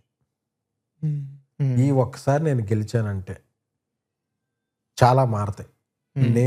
నేను అనేవాడిని ప్రొడ్యూసర్ అవుతా, నా చుట్టూ ఉన్న వాళ్ళు చాలా మంది అవుతారు. నేను వాళ్ళందరూ అంటే నేను పిఆర్గా ఉంటేనే ఇంతమందికి హెల్ప్ చేశాను. నేను అనేవాడిని ప్రొడ్యూసర్ అయితే చాలా మారతాయి అని దండం పెట్టుకున్నా. ఆ తర్వాత 2 hours తర్వాత సెల్ ఆన్ చేస్తే తెలుగు 360లో అనుకుంటా అప్పుడు ఫస్ట్ రివ్యూ పెట్టి 2.75 వాట్ ఎవర్ రేటింగ్ వేసి సినిమా మంచి ఎంటర్టైనింగ్గా ఉందని రేటింగ్ ఉంది. ఆస్ట్రేలియా నుంచి ప్రవల్లిక అనే చరణ్ గారి దగ్గర కూడా డిజిటల్ టీంలో పనిచేసింది. ఆ అమ్మాయి కాల్ చేసింది, అన్న ఇక్కడ ఆస్ట్రేలియాలో చూసాం చాలా బాగుంది. పాపం వీళ్ళందరూ నాకు తెలిసిన వాళ్ళు, సరే రివ్యూని కూడా నేను ఎక్కువ తీసుకోలే, తెలిసిన వాళ్ళు కదా నాకు ధైర్యం చెప్తున్నారులే. టీవీ రాంబాబు ఫోన్ చేసి ప్రసాద్ ఐమాక్స్లో టికెట్స్ అన్నీ అయిపోయినాయి అన్నాడు. నాకు ఎక్కడో ఆశ, సర్లే విజయ్ దేవరకొండ ఫ్యాన్స్ ఉంటారు కాబట్టి వాళ్ళందరూ ప్రసాద్కి వచ్చి ఉంటారు. ఆ తర్వాత ఒక్కొక్కటి ఫోన్ రావడం మొదలుపెట్టింది. ఏలూరు నుంచి ఫుల్ వస్తుంది, దీనికి వస్తుంది, ఏంట్రా లీక్ అయిపోయిన సినిమాకి ఫుల్స్ రావడం ఏంట్రా అని చెప్పి అప్పుడు అనుకున్నా. అప్పుడు సరే దేవుడు నా ఎందు ఉన్నాడు అంటే నేను ఎవ్వడికి ఇది చేయలేదు కదా, నన్ను గెలిపిస్తున్నాడు అని చెప్పి ప్రసాద్ ఐమాక్స్కి వెళ్ళా. ప్రసాద్ ఐమాక్స్కి వెళ్తే అప్పటికి ఇంటర్వ్యూల్ అయిపోతుంది. ఇంటర్వ్యూల్కి అయిపోతుంది, అందరూ వచ్చి కంగ్రాచులేషన్, అసలు ఇంటర్వ్యూల్ ముందు ఏంటి ఆ ట్రైన్ ఎపిసోడ్ అలా ఉంది అని చెప్తే అప్పుడు నాకు రిలీవ్. సెకండ్ హాఫ్లో చేసాను. సెకండ్ హాఫ్ అయ్యాక ఆల్ ఏరియాస్ నుంచి కాల్స్, సినిమా బాగుంది, సినిమా బాగుంది, సినిమా బాగుంది. అప్పుడు ఓకే, మన ఇంటెన్షన్ రైట్ అయితే మనం కిందకి వెళ్ళిపోతున్నా universe will make you win. ఒక మంచి సినిమా తీసావు, ఒక రాహుల్ అనేవాడు ఒక ఇండీ ఫిల్మ్ చేశాడు, చేస్తే దియండి అని అతన్ని తీసుకొచ్చి ఇతను చేయగలడు అని చెప్పి నేను నమ్మి ఆ సినిమా తను చాలా ప్యాషనెట్గా తీశాడు. ఒక తెలుగు అమ్మాయి హీరోయిన్, ఒక మలయాళం నుంచి ఒక మ్యూజిక్ డైరెక్టర్ని తీసుకొచ్చాం, చాలా ఒక మంచి బడ్జెట్లో చేస్తే నీ ఇంటెన్షన్ మంచిదైతే నువ్వు అది లీక్ అయిపోయి ఏమైపోయి ప్రపంచమంతా కలిసి నేను ఏదో రకంగా గెలిపిస్తే అని ఆ రోజుతో ఎవల్యూషన్ ఆఫ్ ఎస్కే అనేసి ప్రొడ్యూసర్. నేను అప్పటి వరకు పిఆర్ ఉండి కో ప్రొడ్యూసర్ ఉండి అన్ని సినిమాలు నేను మోసి చేసిన అందరూ కూడా నాకు అంటే మెగా ఫ్యాన్సే కాదు, ప్రభాస్ గారి ఫ్యాన్సే కాదు, నాకు తారక్ గారి ఫ్యాన్స్ ఎవరెవరో నాకు అందరూ ఫోన్ చేసి అన్న అలా ఉందన్న, మేము ఎన్నిసార్లు చూసాం అన్న, మేము 2 సార్లు చూస్తున్నాం అన్న, నీకోసం చూస్తున్నాం అంటే వాళ్ళందరూ కూడా ఈడు ఎవరి ఫ్యాన్ కాదు, మళ్ళా ఒక ఫ్యాన్, ఒకడెవడో ఎదుగుతున్నాడు మన ఇదవ్వాలి అంటే ఒక చైన్ లింక్ అనమాట ఇది. నువ్వు ఎవరిని అభిమానించావు అని కాదు, ఎంత సిన్సియర్గా అభిమానించావు అనేది మ్యాటర్స్. ఈడు నాలాగే ఒక హీరోని అభిమానించాడు, అక్కడ దాకా వెళ్ళాడు అంటే నన్ను గెలిపించడానికి ఎంతమంది ఉన్నారు అంటే నా కుటుంబం ఇంత పెద్దదా అంటే నాకు తెలియకుండా ఇంతమంది నన్ను గెలవాలని కోరుకుంటున్నారా అని ఆ రోజు అనుకున్నా. సో ఈ నడక ఇప్పట్లో ఆగదు, ఎందుకంటే నేను అనేవాడిని ఒక్కడిని కాదు, నేను కనిపించకుండా ఎంతోమందికి నేను కనెక్ట్ అయి ఉన్నాను, నేను కలవకుండా. సో ఇది అనేది ఇప్పట్లో ఆగదు, నేను చాలా మంచి సినిమాలు చేయాలని ఆ రోజు ఫిక్స్ అయ్యాను. మీరు మేనిఫెస్టేషన్ గట్టి నమ్ముతున్నారేమో సార్. అసలు అంటే అసలు జర్నీ చూసుకున్నా, ఈ టాక్సీ వాళ్ళ ఇన్సిడెంట్ చూసుకున్నా, ఎవ్రీథింగ్ ఈజ్ అగైన్స్ట్ యూ, అంతే. But somehow you one. నాకు క్రేజీ. ఇంకొక డౌట్, టాక్సీ వాళ్ళ దగ్గర ఒక డౌట్ సార్, నాకు లీక్ అయిపోయిన తర్వాత మీరు ఇప్పుడు సినిమాని డిస్ట్రిబ్యూటర్స్కి అమ్మాలి కదా, అక్కడ ఏమైనా ఇష్యూ వచ్చిందా? డిస్ట్రిబ్యూటర్ లేరు, అంతా ఓన్ రిలీజ్ అంటే అది చేసుకోవాల్సి వచ్చిందా లీక్ అవడం వల్ల? అంటే గీత యూవీ ఫిల్మ్స్ ఎక్కువ ఓన్ రిలీజ్ చేస్తారు. Okay okay. సో అలాగూ లేదు, మామూలుగా కూడా ఎవరు వచ్చి కొనుక్కోవాలి. ఓవర్సీస్ డిస్ట్రిబ్యూటర్ ఒక్కడే ప్రదీప్ అని ఒక అతను ఉన్నాడు, అతను ఒకటి నమ్మి డబ్బులు కట్టాడు. కానీ యూవీ గీత కాకుండా ఇప్పుడు Mass Movie Makers first film అనుకుందాం, అప్పుడు డిస్ట్రిబ్యూటర్లు కొనేటోళ్ళు అంటారా లీక్ అయితే? కొనేవాళ్ళు కాకపోవచ్చు, అప్పుడు ఓన్ రిలీజ్కి వెళ్ళారు. నాకు ఇంకొక డౌట్ సార్, మీరు ఇందాక యూవీ గీత అన్నప్పుడు యూవీ అన్నప్పుడు కూడా నాకున్న డౌట్ ఏంటంటే, మీరు డార్లింగ్ నుంచి కూడా ప్రభాస్ అన్న సినిమాలకి చేసుకుంటూ అంటే లైక్ అప్పుడు చేసినవి మిర్చి, డార్లింగ్ ఇవన్నీ ఉండే కదా. నాకు డౌట్ అదేంటంటే, ఇప్పుడు మీరు ఇందాక చెప్పారు బన్నీ అన్నకి ఇది సినిమాకి అంటే ఇది ఇలా చేద్దాం అంటే అంటే అన్న హీరోలు వేరు, ప్రభాస్ అన్నకి మామూలుగానే మొహమాటం, ప్రమోషన్లు ఇవి అవి అంటే ఒక ఎంత కాదన్నా మొహమాటం. హీ కమ్స్ అక్రాస్ చాలా కొంచెం షై పర్సన్ లాగా, స్పీచ్ కే కొంచెం ఇబ్బంది పడే టైప్ అలా ఉండేవారు కదా. ఆయన ఎలా ఒప్పించేవారు ప్రమోషన్లకి? హైయెస్ట్ ఇంటర్వ్యూస్ ఆయనతో చేయించింది నేనే, సాహో మిర్చి సినిమాకి. ఓహో, ఒక రోజులో 10 ఇంటర్వ్యూలు చేయించా. ఓహో, ఏమనేవారు అంటే ఏమనేవారు కదా అసలు ఆయన ఎలా ఉండేది? ఏంటంటే నేను వెళ్ళి చెప్పేవాడిని, సార్ ఈ సినిమా కదా డార్లింగ్ అని అలా కొట్టారు. ఈ సినిమా కదా ఫస్ట్ సినిమా. అవును డార్లింగ్ అని, ఈ సినిమాకి మనం ప్రమోషన్ చాలా గట్టిగా చేయాలి. ఆయన ఫ్రెండ్స్ బాగా చేస్తారు. ఇవి ఫస్ట్ మనం బ్యానర్ పెట్టిన సినిమా కదా, ఎక్కువ ఇంటర్వ్యూలు చేయాలి అని చెప్తే ఒక్క రోజులో 10 ఇంటర్వ్యూలు చేశారు. సో ఆయన ఎక్కువ మాట్లాడరు, బట్ ఫస్ట్ ఆయన ఒక్క రోజులో 10 ఇంటర్వ్యూలు చేశారు. అప్పుడు మిర్చికి ఫస్ట్ ఇది వచ్చినప్పుడు కొంచెం మిక్స్డ్ టాక్తో స్టార్ట్ అయింది, వన్ డే లాగా. సో బట్ ఆ రోజు మీడియాలో అవన్నీ ఇంటర్వ్యూస్ అయినా ప్రభాస్ గారు అంతసేపు మాట్లాడారని, కానీ ప్రభాస్ గారు ఎక్కువ అంత మాట్లాడరు, అంత మీడియాలో టాకింగ్ పాయింట్.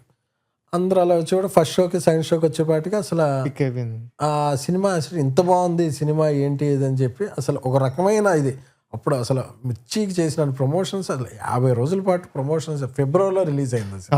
ఫిబ్రవరి ఇన్ని ప్రమోషన్స్ చేసాం. అసలు ఆయన హీ సో కోఆపరేటివ్, అంటే ఏం లేదు, ఆయన మనుషులు ట్యూన్ అయ్యే మనుషులు పక్కన ఉంటే ఆయన అసలు ఓపెన్ అప్ అయిపోతారు. మీకు ఫుడ్ పంపారా ఎప్పుడైనా?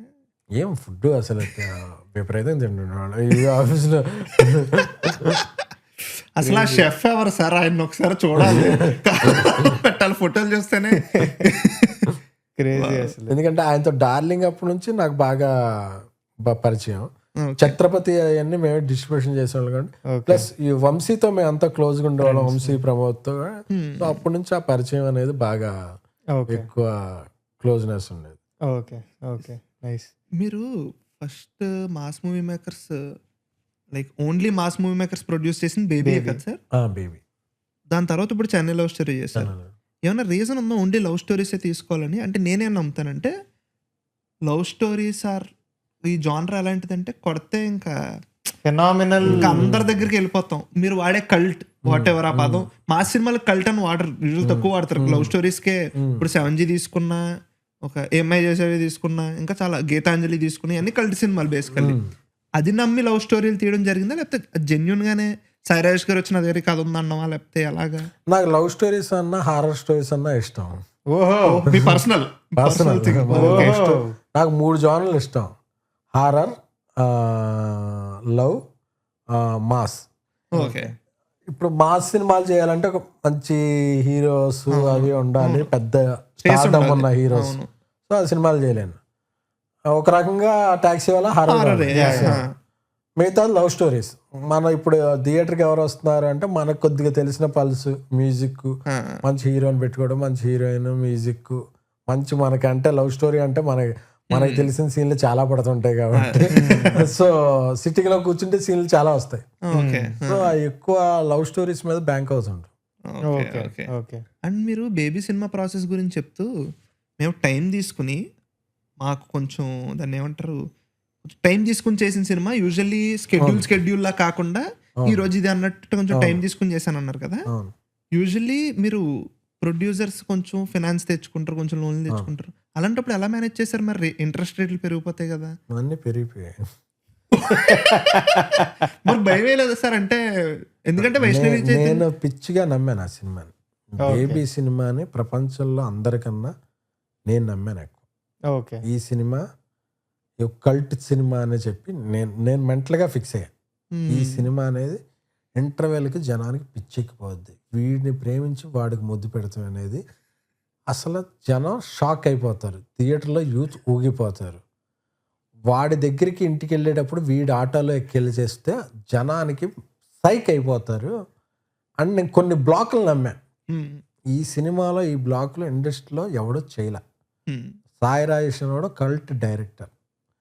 ఈ సినిమా ఈ సీన్లు థియేటర్లో పడితే మెంటల్ వస్తాయి అనేది నేను నా పిఆర్ దీని నుంచో నా జర్నలిజం నుంచో నాకు సినిమా ఉన్న అనలిటికల్ దీని నుంచో ఈ సినిమాలో సీన్లు ఆ అమ్మాయి దగ్గరికి వచ్చి వాళ్ళిద్దరూ ఆటోలోంచి ఇలా దిగారంటే ఆ సీన్ షేక్ అయిపోద్ది అనే కొన్ని బ్లాక్స్ అన్ని నేను చాలా గట్టిగా నమ్మా. ఈ అమ్మాయి చీర కట్టుకుని వెళ్ళి పబ్కి వెళ్ళేపాటికి మోడర్న్ డ్రెస్లో దిగుద్ది, ఈ అమ్మాయి తాగేసి వచ్చి వాడికి చెప్పుద్ది, వాడు నమ్మడం, వాడిని ముద్దు పెట్టుకుని వచ్చి అన్ని సాయిరాజ్ సీన్లే. వీడు నన్ను ముద్దు పెట్టుకుంటావా అంటే వీడు పెట్టుకుంటానని చెప్పి పెట్టుకోడు. పాపం ఇలా ఈ సీన్లన్నీ కూడా థియేటర్లో బ్లాస్ట్ అయిపోతాయి, థియేటర్లో ఎరప్ట్ అవుతాయి అని నేను విజువలైజ్ చేసుకునేవాడిని. సింగిల్ స్క్రీన్లో ఈ సీన్ ఉంటుంది రాజా అనుకుని ఫీల్ అయ్యేవాడిని. ఓకే. సో నాకు ఎట్టి పరిస్థితుల్లో ఈ సినిమా ఏమైపోయినా, ఏదైనా నేను ఆస్తి అమ్మేసుకున్నా, ఇల్లు అమ్మేసుకున్నా, ఏమైనా నేను ఏం పెట్టినా ఏదో మళ్ళీ 10 times వెనక్కి వస్తే అనేది బలంగా నమ్మేవాడిని. దీనికైనా ఫ్లాట్ గృహప్రవేశం అమ్మేసుకోవాల్సి వచ్చింది. అవును అవునా? అవును. వారం రోజుల్లో గృహప్రవేశం అంటే ఫ్లాట్ అమ్మేశారంట. నాకు ఒక్క డౌట్ సార్, ఈ ఒక్క బేబీ ప్రాసెస్ గురించి నాకు సాయిరాజ్ సార్ ఎప్పుడన్నా కలిసినా సరే నేను అడుగుదాం అనుకున్నా. అదేంటంటే fortunately or unfortunately after Baby becoming a huge success, ఒక unfortunate thing that happened is character of వైష్ణవిని ఎలా పర్సీవ్ చేశారో కొంచెం డిఫరెంట్గా అయింది కదా. రైటింగ్ ప్రాసెస్లో మీరు కూర్చున్నప్పుడు కానీ, సాయిరాజ్ సార్ కూర్చున్నప్పుడు కానీ ఫీమేల్స్ ఉండేనా సార్? అంటే వాళ్ళకి చెప్పడం కానీ లేకపోతే ఇలాంటివి ఏమైనా జరిగినాయా మీకు ఐడియా ఉండిన ప్రకారం? అసలు అందులో కథ సహకారం సురక్షిత అనే ఉంటుంది. చాలా మంది అమ్మాయిలు ఉండేవాళ్ళు. ఎందుకంటే మనకి యాజ్ మెన్ గా కొన్ని తెలియకపోయి, అంటే వాళ్ళకి అర్థమయ్యే ఫస్ట్ గ్లాన్స్ లో మనకు అర్థం అసలు అలా అడిదేం లేదు. అసలు చాలా మందితో డిస్కస్ చేసేవాళ్ళం. ఓకే. సాయిరాజ్ దగ్గర కోడైట్లా చైతన్య అని ఒక ఆవిడే ఉండేది. చాలా మంది డైరెక్షన్ డిపార్ట్మెంట్ లో కూడా అమ్మాయిలు ఉండేవాళ్ళు. సో ఆయుధం లేదు అసలు. అంటే నాకు జస్ట్ ఉన్న డౌట్ అడిగేద్దాం, ఇంక మీరే ఫస్ట్ టైం లో నాకు పరిచయం కాబట్టి అని. సూపర్. బేబీలోనే సార్ నాకు తెలిసి సక్సెస్ మీట్ అనుకుంటా, సాయి రాజేష్ గారు స్పీచ్ సక్సెస్ మీట్ ఏమిటో గుర్తులేదు కానీ సాయి రాజేష్ గారు స్పీచ్ లోనే చెప్తారు, సినిమా అప్పుడు మామూలుగా వెళ్ళట్లేదు అసలు, అందరూ మొత్తం ఇన్స్టాగ్రామ్ మొత్తం బేబీయే ఉంది, ఇన్స్టాగ్రామ్ ట్విట్టర్ అంతా. ఓ పక్కన సినిమా అసలు ఒక దూసుకెళ్ళిపోతుంది. ఆయన సక్సెస్ మీట్లో వైష్ణవి నేను కలిసాం బయట, కలిసినప్పుడు సార్ ఏం జరుగుతుందో అర్థం కావట్లేదు నాకు అని కొంచెం కంగారుగా చెప్తారు. అక్కడ ఆ సిచ్యువేషన్, అలాంటి సిచ్యువేషన్ ఒక సైడ్ నుంచి సినిమా హిట్ అసలు, దాంట్లో ఏమి డౌట్ లేదు. ఇలాంటి సిచ్యువేషన్ వచ్చినప్పుడు మీరు ఎలా డీల్ చేశారు ఇంటర్నల్లీ? ఆ అమ్మాయి భయపడేది అప్పుడు.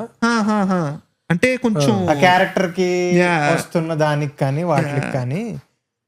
అంటే ఇదొకటి sir. At the same point of time నాకు ఏమనిపిస్తుంది అంటే ఎస్కేఎన్కి కానీ మాస్ మూవీ మేకర్స్ కానీ హిట్ వచ్చినా సరే అంత ఈజీగా రాదు. అంటే ఓన్లీ ఒకటే రావు, 10% 20% ఏదో ఒకటి ఉంటుంది అన్నట్టు. మీరు చెన్నై లవ్ స్టోరీకి కూడా రీసెంట్ టైమ్స్ లో టాక్ మారిన సినిమాలు చాలా తక్కువ సార్. చాలా అంటే చాలా తక్కువ. ఒకసారి ఒకటి వచ్చిందా సోషల్ మీడియాలో ఫట్ ఫట్ ఫట్ ఫట్ ఫట్ చెన్నై లవ్ స్టోరీ వచ్చేస్తది. ప్రీమియర్ స్టాక్ కి first day second show talk కి సంబంధం లేదు. ఎగ్జాక్ట్లీ. ఎందుకంటే ఫస్ట్ ఏదైతే జనాలు ఉన్నారో ముందులో ఛాన్స్ ఇచ్చేవారు. ఆ ఛాన్స్ ఇవ్వడం అనేది మీకు యాజ్ అ ప్రొడ్యూసర్ గా మీకు తెలుసు తగ్గిపోయిందని. అలాంటిది ముందు రోజు నైట్ 23rd నైట్ కి 24th నైట్ కి యాజ్ అ ప్రొడ్యూసర్ గా మీకు క్లియర్ డిఫరెన్స్ మీకు కనిపించి ఉంటుంది. సో ఏది అంత ఈజీగా రాలేదు మీకు at any point of time. Huge successes లో కూడా చిన్నది ఏదో పక్కన గిల్లినట్టు అలాంటివి ఏమిటి ఉండేది. So coming to Chennai Love story కూడా యాజ్ ఎ ప్రొడ్యూసర్, అంటే ఇప్పుడు పక్కన ధీరజ్ సార్ ఉన్నారు, లేకపోతే సాయి రాజేష్ గారు ఉన్నారు, రవి అన్న ఉన్నారు, as a first time director, ఆయనతో మీకు అసోసియేషన్ ఉంది. మీకు పర్సనల్లీ ఎలా ఉండింది journey of Chennai Love Story and that day at that point? సినిమా తీసేటప్పుడు we're very much confident. Okay. ఎవడు నమ్మినా నమ్మకపోయినా ఒప్పుకోకపోయినా ట్రైలర్లో కూడా కల్ట్ అని టెక్స్ట్ ఉంటాయి. సినిమా అనేది గ్యారంటీగా కొత్త సినిమా తీసాం. ఎందుకంటే ఈ మధ్య కాలంలో ఇండియన్ సినిమాలు ఎవడో ఇంటర్వెల్ అది పెట్టలా, షాక్ అవుతారు. ఆవిడ షాక్ వాల్యూ ఉంది సినిమాలో. సెకండ్ హాఫ్లో ఇంత షాక్ ఇచ్చాక సెకండ్ హాఫ్ ప్రతి ఒక్కళ్ళు బయటికి వెళ్ళేటప్పుడు ఒకటి ఊహించుకుంటారు. ప్రతి ఒక్కళ్ళు ఈ ఇంటర్వెల్ ఊహించరు, సెకండ్ హాఫ్ ఇలా ఉంటది అని ఊహించుకుంటారు. ప్రతి ఒక్కరికి ఊహ ఉంటుంది. అలా వచ్చేస్తాడనో ఇతను, లేకపోతే ఇతను తమ్ముడు వస్తాడా, అన్నయ్య వస్తాడా, ఇంకోటి వస్తాడా, అసలు అది జరగలేదా. సో అది కాకుండా వేరే చెప్పినప్పుడు it will take some time to digest. ఏంటి మనం ఎలా అనుకున్నామే, అసలు ఇంటర్వ్యూలో ఎలా చేసాడేంటి, లవ్ స్టోరీ కాదా ఇది? ఓకే. ఇవన్నీ ఉన్నప్పుడు ఆ టాక్ సెటిల్ అవటానికి కొంచెం టైం పట్టుద్ది. Plus we're coming with Baby brand. అవును. అవును. Immediate after Baby Baby. నేను సాయి రాజేష్ చేస్తున్న సినిమా. బేబీకి వచ్చే ఆడియన్స్ అందరూ ఇక్కడ ఏదో ఒక హై ఇవ్వాలి కదా. మనం బేబీలో కొన్ని హైస్ ఉంటాయి. ఈ సెటిల్డ్గా వెళ్తుంది సినిమా. ఓకే. ఆ ఆడియన్స్ బేబీలో ఎక్స్పెక్ట్ చేసే హైస్ ఇందులో ఉండవు. ఇందులో డిఫరెంట్ హైస్. ఇది ఎమోషనల్ డెప్త్ మీద వెళ్ళే సినిమా. వాళ్ళు అర్థం చేసుకుంటాకే టైం పట్టుద్ది. సో అది నేను ఎక్కడో నమ్మా.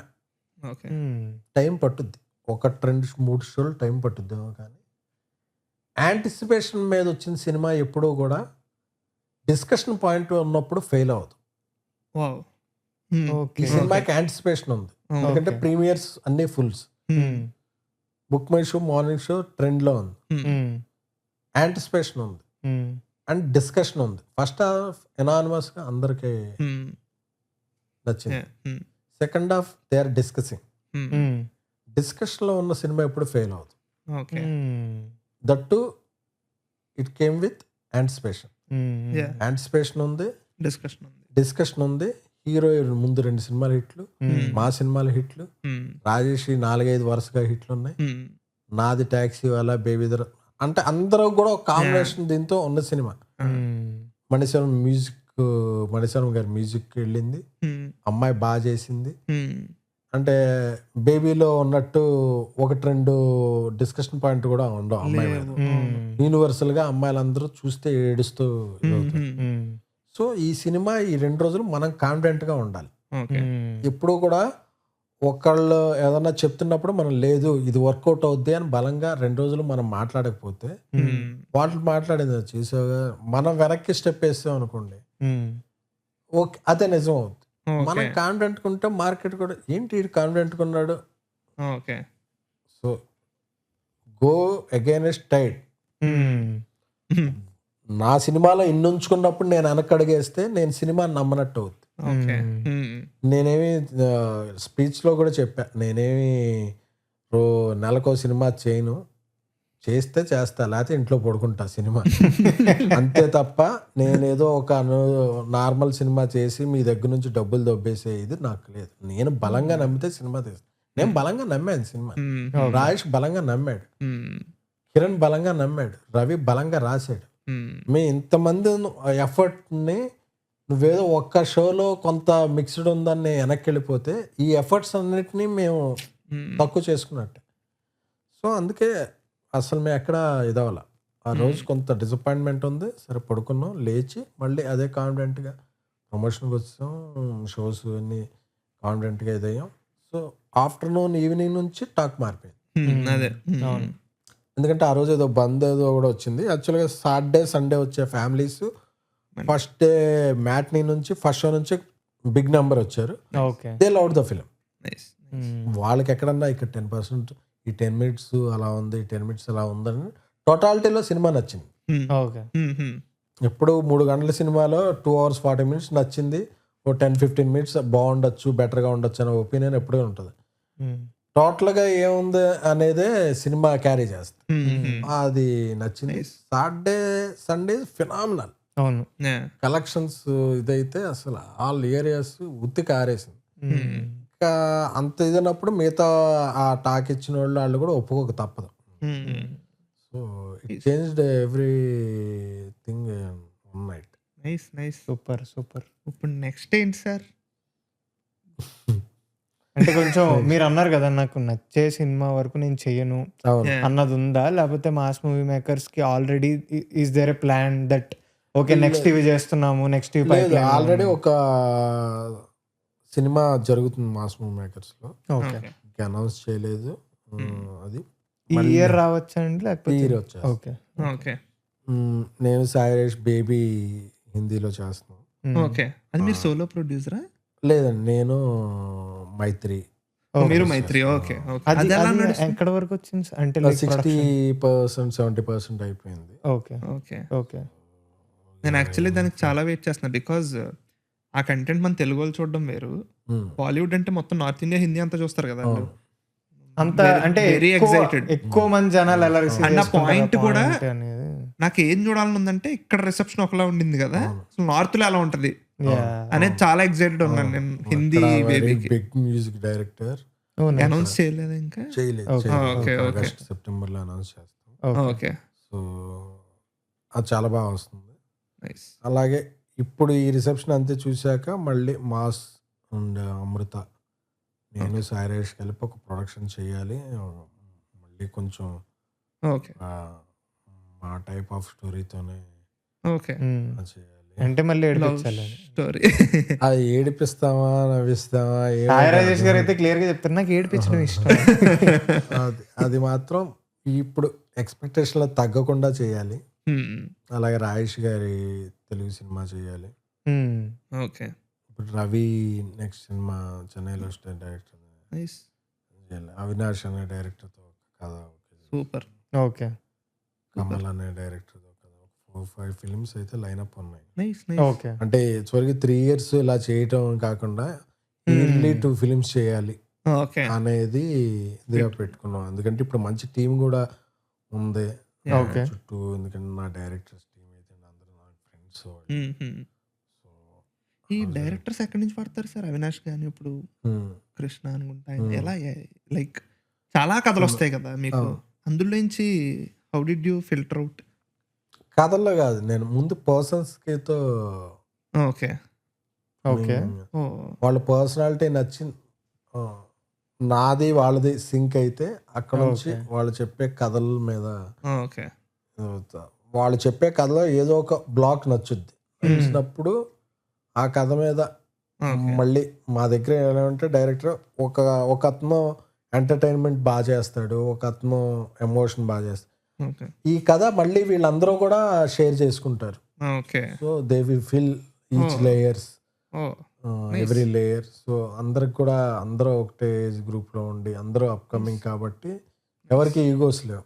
అందరూ ఒకళ్ళ సినిమా. ఇప్పుడు చెన్నై లవ్ స్టోరీ అంటే కృష్ణ ఒక అసిస్టెంట్ డైరెక్టర్ లా పనిచేసాడు, అవినాష్ అసిస్టెంట్ డైరెక్టర్ లా వచ్చి లాస్ట్ లో ఏదన్నా సెకండ్ యూనిట్ డైరెక్షన్ ఉంటే చూసుకొని అక్కడ ఏదన్నా చేసుకో అంటే అందరిదే ఇది మా సినిమా అన్నట్టు ఇది అవుతారు. సో మేమే చూసుకుంటాం, మా రషెస్ చూసుకుని మళ్ళీ అందరు డైరెక్టర్లు నెక్స్ట్ చేయబోయే డైరెక్టర్లు అందరూ చూసుకుని మళ్ళీ అందరం కామన్గా ఫీడ్బ్యాక్ షేర్ చేసుకుని అంతే. అది ఒక సినిమా అంటే ఒక డైరెక్టర్ కాదు, 3-4 కూడా ఆ సినిమాకి కాంట్రిబ్యూట్ చేస్తారు. ఓకే. మీరు ఇంకోటి అడుగుదాం అనుకుంటున్నాను సార్, మీరు ఇప్పటివరకు లవ్ స్టోరీస్, హారర్ తీశారు, బట్ లవ్ స్టోరీస్ చేస్తున్నారు కదా, అవుట్ అండ్ అవుట్ అల్లరిగా ఉండే ఎంటర్టైనింగ్ జానర్ చేద్దాం అనుకున్నారా? ఉండిందా మైండ్ లో? అంటే మీ వైబ్ అదని నాకు అనిపిస్తుంది. ఫుల్ నా వైబ్ లో ఉండే ఎంటర్టైన్మెంట్ చేస్తున్నారు ఆల్రెడీ. ఒక టైప్ ఓకే, ఓ నైస్, నైస్, నైస్. థియేటర్ నాకు ఒక నెక్స్ట్ వచ్చే 1-2 సినిమాల థియేటర్ ఊగిపోవాలి మొత్తం అనేది ఇంకో కాన్సెప్ట్ ఉంది, ఇంకో పెక్యులర్ కాన్సెప్ట్. అది కాన్సెప్ట్ టేజర్ వేసిన రోజే తగలబడుద్ది. Interesting. All the very best sir. అంటే మా వాడు చెప్పినట్టే మేము ఫస్ట్ ఎప్పుడైతే గెస్ట్లతో చెయ్యాలి అనుకున్నప్పుడు ఒక లిస్ట్ రాసుకున్నాం. లిస్ట్ రాసుకుని వీళ్ళతో చేస్తే బాగుంటది, వీళ్ళు మంచిగా ముచ్చట్లు చెప్తారు, మనతో మన సినిమాకి సినిమా పిచ్చోళ్ళు ఎవరు అన్నప్పుడు మేము రాసుకున్న వాళ్ళలో మీ పేరు ఒకటి. అండ్ మాకు ఇలా వచ్చి ఈ ఆపర్చునిటీ వచ్చినప్పుడు కూడా యువర్ లైక్ సూపర్ అని. అండ్ చెన్నై లవ్ స్టోరీ ముందు ఫస్ట్ కిరణ్ అన్న పాడ్కాస్ట్ రిలీజ్ చేసాం, తర్వాత గౌరీ పాడ్కాస్ట్ రిలీజ్ చేసాం, నెక్స్ట్ ఎస్కేఎన్ కింద ఎన్ని ఇట్ హ్యాపెండ్ రా, మేము కూడా అనుకోలేదు బట్ ఇట్ హ్యాపెండ్. సో మా వాళ్ళు ఇప్పుడు అవడం మంచిదైంది, మీరు కొంచెం రిలాక్స్ గా హిట్ కొట్టేసిన తర్వాత వచ్చి మీది ఫస్ట్ పాడ్కాస్ట్. అది ఫస్ట్ పాడ్కాస్ట్ ఎలా అనిపించింది? ఇప్పుడు వరకు ఇంటర్వ్యూలు ఇస్తూ ఉంటారు, బట్ అంటే ఇక్కడ ఇతన్న వాళ్ళు మైక్ ఎక్కడ పెట్టుకునే వాళ్ళం, ఇప్పుడు ఎక్కడ పెట్టినట్టు అనిపించింది. లేదు నాకే, ఎందుకంటే చాలా జోవియల్ గా ఏదో మన అన్ని చరిత్ర తవ్వకాలన్నీ అది ఈ రోజు నేను ఎమోషనల్ అయ్యానో లేకపోతే ఏమో చాలా చెప్పేశాను నేను కూడా. ఎందుకంటే అందరూ కూడా అడగటం కూడా మామూలుగా అసలు మీ కిరణ్ గారితో మీ రిలేషన్ ఏంటి, గౌరీప్రియ గారితో ఎలా ఉంది ట్రావెల్, ఇవి అడుగుతుంటారు కదా. అసలు మన సినిమా రాకుండా ఎప్పటి నుంచో నేను కూడా ఫ్లాష్ బ్యాక్ లోకి వెళ్ళి అసలు ఇవన్నీ ఎప్పుడు ఎందుకు చెప్పాడు రా అని కొందరు అనుకుంటారు. అది ఏమో మరి పాడ్కాస్ట్ మనకి ఫార్మాట్ వేరేమో, మన ఆడియన్స్ వేరు. అడిగితే కొడతారు కిరణ్ గారితో మీద ఎలా ఉందంటే నీకు ఎందుకు ఫస్ట్ ఆయన గురించి అడిగి అంటారు. సో మంది వేరు సార్, మంది ఇదే మన నాకు. ఎందుకంటే ఆ ఇంటర్వ్యూలు అన్ని అంటే ఒక ఇంటర్వ్యూకి ఫస్ట్ ఇంటర్వ్యూలో ఒక జోష్ ఉంటుంది. కిరణ్ గారితో అంటే కిరణ్ ఈజ్ మై బ్రదర్ అంటే అన్ని చెప్తాం బాగా ఎగ్జామ్ అంటే. సెకండ్ ఇంటర్వ్యూలో కిరణ్ గారితో కిరణ్ ఈజ్ మై బ్రదర్ తగ్గుద్ది కొద్దిగా. థర్డ్ ఇంటర్వ్యూలో కిరణ్ గారు. ఫోర్త్ ఇంటర్వ్యూలో వచ్చినప్పుడు ఒక మన ఎవరో ఏంటండి ఎనర్జీ, అదే క్వశ్చన్ 4సారి అడిగితే ఏ ఎనర్జీ ఇస్తాం అంటే ఎక్స్ప్రెషన్ మనం అంటే అంటే కిరణ్ గారు ఏంటి కిరణ్ గారి గురించి మీరేం చెప్పట్లేదు అంటే 4-5 సార్లు చెప్పాను, 6వసారి కూడా ఇదే రోజు అదే ఇదిలో చెప్తుంటే ఫస్ట్ సార్ ఎగ్జామ్ అదే కిరణ్ గారు ఇది రాదు కదా ఏంట్రా బాబు అని చెప్పి సర్లే మనం ఇంటర్వ్యూలు ఇవ్వకూడదేమో అనుకున్నా. But good, enjoyed sharing my experiences and all. Thanks for coming sir. Thanks చెప్తా అన్నారు కదా, సోదేం కాదు అన్ని రియల్. Thank you. మొన్న కమెంట్స్ లో మేము కమెంట్స్ నుంచి యూజువల్లీ ఏమన్నా తీసుకుని ఇంప్లిమెంట్ చేయడానికి ట్రై చేస్తాం మా పాడ్కాస్ట్ కమెంట్స్ నుంచి. అందులో ఏమన్నారంటే గెస్ట్ వస్తున్నారు కదా, లాస్ట్ లో అంతా అయిపోయిన తర్వాత మీరు కూడా గెస్ట్ అడగండి మమ్మల్ని, మీరు మమ్మల్ని ఏమన్నా దేని గురించి అన్నా ఒక క్వశ్చన్ ఏమన్నా అడగాలనుకుంటే ఏం అడుగుతారు అని అడగమన్నారు అనమాట. అందరు గెస్ట్లని అడగండి అని. ఫస్ట్ మీతోనే అడుగుదాం అనుకుంటున్నాం. ఏమన్నా మీకు ఈ కాన్వర్సేషన్ ఇంత మాట్లాడుకున్న తర్వాత ఎనీ క్వశ్చన్ డౌట్ ఆర్ ఏమన్నా అడగాలనిపించిందా సార్? ఈ పాడ్కాస్ట్ లో మీకు కమర్షియల్ గా వర్కౌట్ అవుతాయా, అమౌంట్స్ అన్న వస్తాయా? మీరు వచ్చారు కాబట్టి అవుతాయి సార్. జనరల్ గా అసలు ఎస్ సార్, స్టార్టింగ్ ఉండదు కానీ తర్వాత టైం పడుతుంది. మనకు 1 year పట్టచ్చు, 1.5 year పట్టచ్చు. బట్ అలా పేషెన్స్ తో ఉండి ఇప్పుడు మేము కూడా ఇది 2 years తర్వాత సెట్ అది బిల్డ్ చేసుకుని ఇక్కడికి వచ్చి మాట్లాడుతున్నాం. అలా సెట్ అవుతారు. ఫస్ట్ వేస్తే సెట్ అవుతా లేదని తెలియదు. అంటే మీరు గమనిస్తే లైక్ ముందు PR or any for that matter మీరు కాంటెంట్ ని చూస్తూ ఉంటారు కాబట్టి డిజిటల్ లో మీరు గమనిస్తే ముందులో ఇంటర్వ్యూస్ కానీ అవి ఛానల్స్ చేసేది, ఒక ఛానల్ ఈ సెటప్ అది మెల్లగా ఇప్పుడు పాడ్కాస్ట్లు అనేవి స్టార్ట్ అయినాయి. అవి కూడా మీరు చూస్తున్నారు అనుకుంటా. పాడ్కాస్ట్ లో ఉండేది ఏంటంటే సార్ ప్రొడక్షన్ ఉంటుంది సార్. అంటే ఇప్పుడు మనం చూసినా సరే 3 కెమెరాలు, మైక్లు, ఈ సెట్, ఈ cost involved are very much. అంటే లైక్ ఒక పాడ్కాస్ట్ మనం నెయిల్ చేయాలంటే బయట తీసుకురావాలంటేనే అన్ని కలిపి చాలా కాస్ట్ అవుతుంది. అది ముందు వయబుల్ కాదో చూసుకుని దిగితే వర్కౌట్ అవుతుంది సార్. ఆడియన్స్ ఉండాలి మనకు, ఆల్రెడీ బేస్ ఆడియన్స్ ఉంటే we can go head. Audience attract చేయడం కోసం మీరు ఏం చేస్తుంటారు? మేము ఫస్ట్ అంటే మాకున్న ఒక్కటి ఏంటంటే సార్, ఇది సెటప్ చేయకముందు మేము మాట్లాడుకునే వాళ్ళం. సో వాళ్ళకి ఎంత కాదన్నా సరే సినిమాలకు బెస్ట్ ఫైట్ సీన్ మేము ఒకే ఇంట్లో ఉంటాం, వెంటనే ఏదో టాపిక్ గుర్తొస్తుంది. సో అలా మాట్లాడుకునే వాళ్ళం. సో వీళ్ళిద్దరూ మనలాగే మాట్లాడుకుంటున్నారు. So in that way okay, వీళ్ళతో మాట్లాడిన ఏ గెస్ట్ వచ్చినా సరే, ఇప్పుడు ఎస్కేన్ వస్తున్నారు అంటే వాళ్ళు చూసి వీళ్ళిద్దరితో ఎస్కేన్ ఏం మాట్లాడారు అన్న ఒక చిన్న 1% క్యూరియాసిటీ వస్తుంది సార్. సో మీరు ఇప్పుడు పాడ్కాస్ట్ నెక్స్ట్ దీన్ని ఎలా మీరు స్క్రిప్ట్లు చేసి సినిమాలో రావాలనుకుంటున్నారా? నాకు యాక్టింగ్ ఇంట్రెస్ట్ ఉంది ఇప్పుడు, ఆల్రెడీ ట్రయల్స్ లో ఉన్నా. సరే అదే ఒకటి చేస్తున్నా సార్ ఆల్రెడీ సినిమా. మీకు? నాకు రైటింగ్ ఇంట్రెస్ట్ ఉంది సార్. ఓకే, మీరు రాస్తే యాక్ట్ చేస్తారు. అంటే అది చేయలేదు ఎప్పుడు. చిన్న రీల్స్ అన్నా ప్లాన్ చేసుకుని మేమే చేసుకోవాలి ఇంట్లో అన్నది ఉంది. కానీ ఇద్దరికి డే జాబ్స్ ఉన్నాయి. బట్ అలాగైతే అందుకని నైట్ పెట్టారు ఇవి. అంతే. మా సందీప్ అంటే 9 మార్నింగ్ వచ్చి మార్నింగ్ కదా, ఈవినింగ్ 9 ఏంట్రా దెయ్యాలు.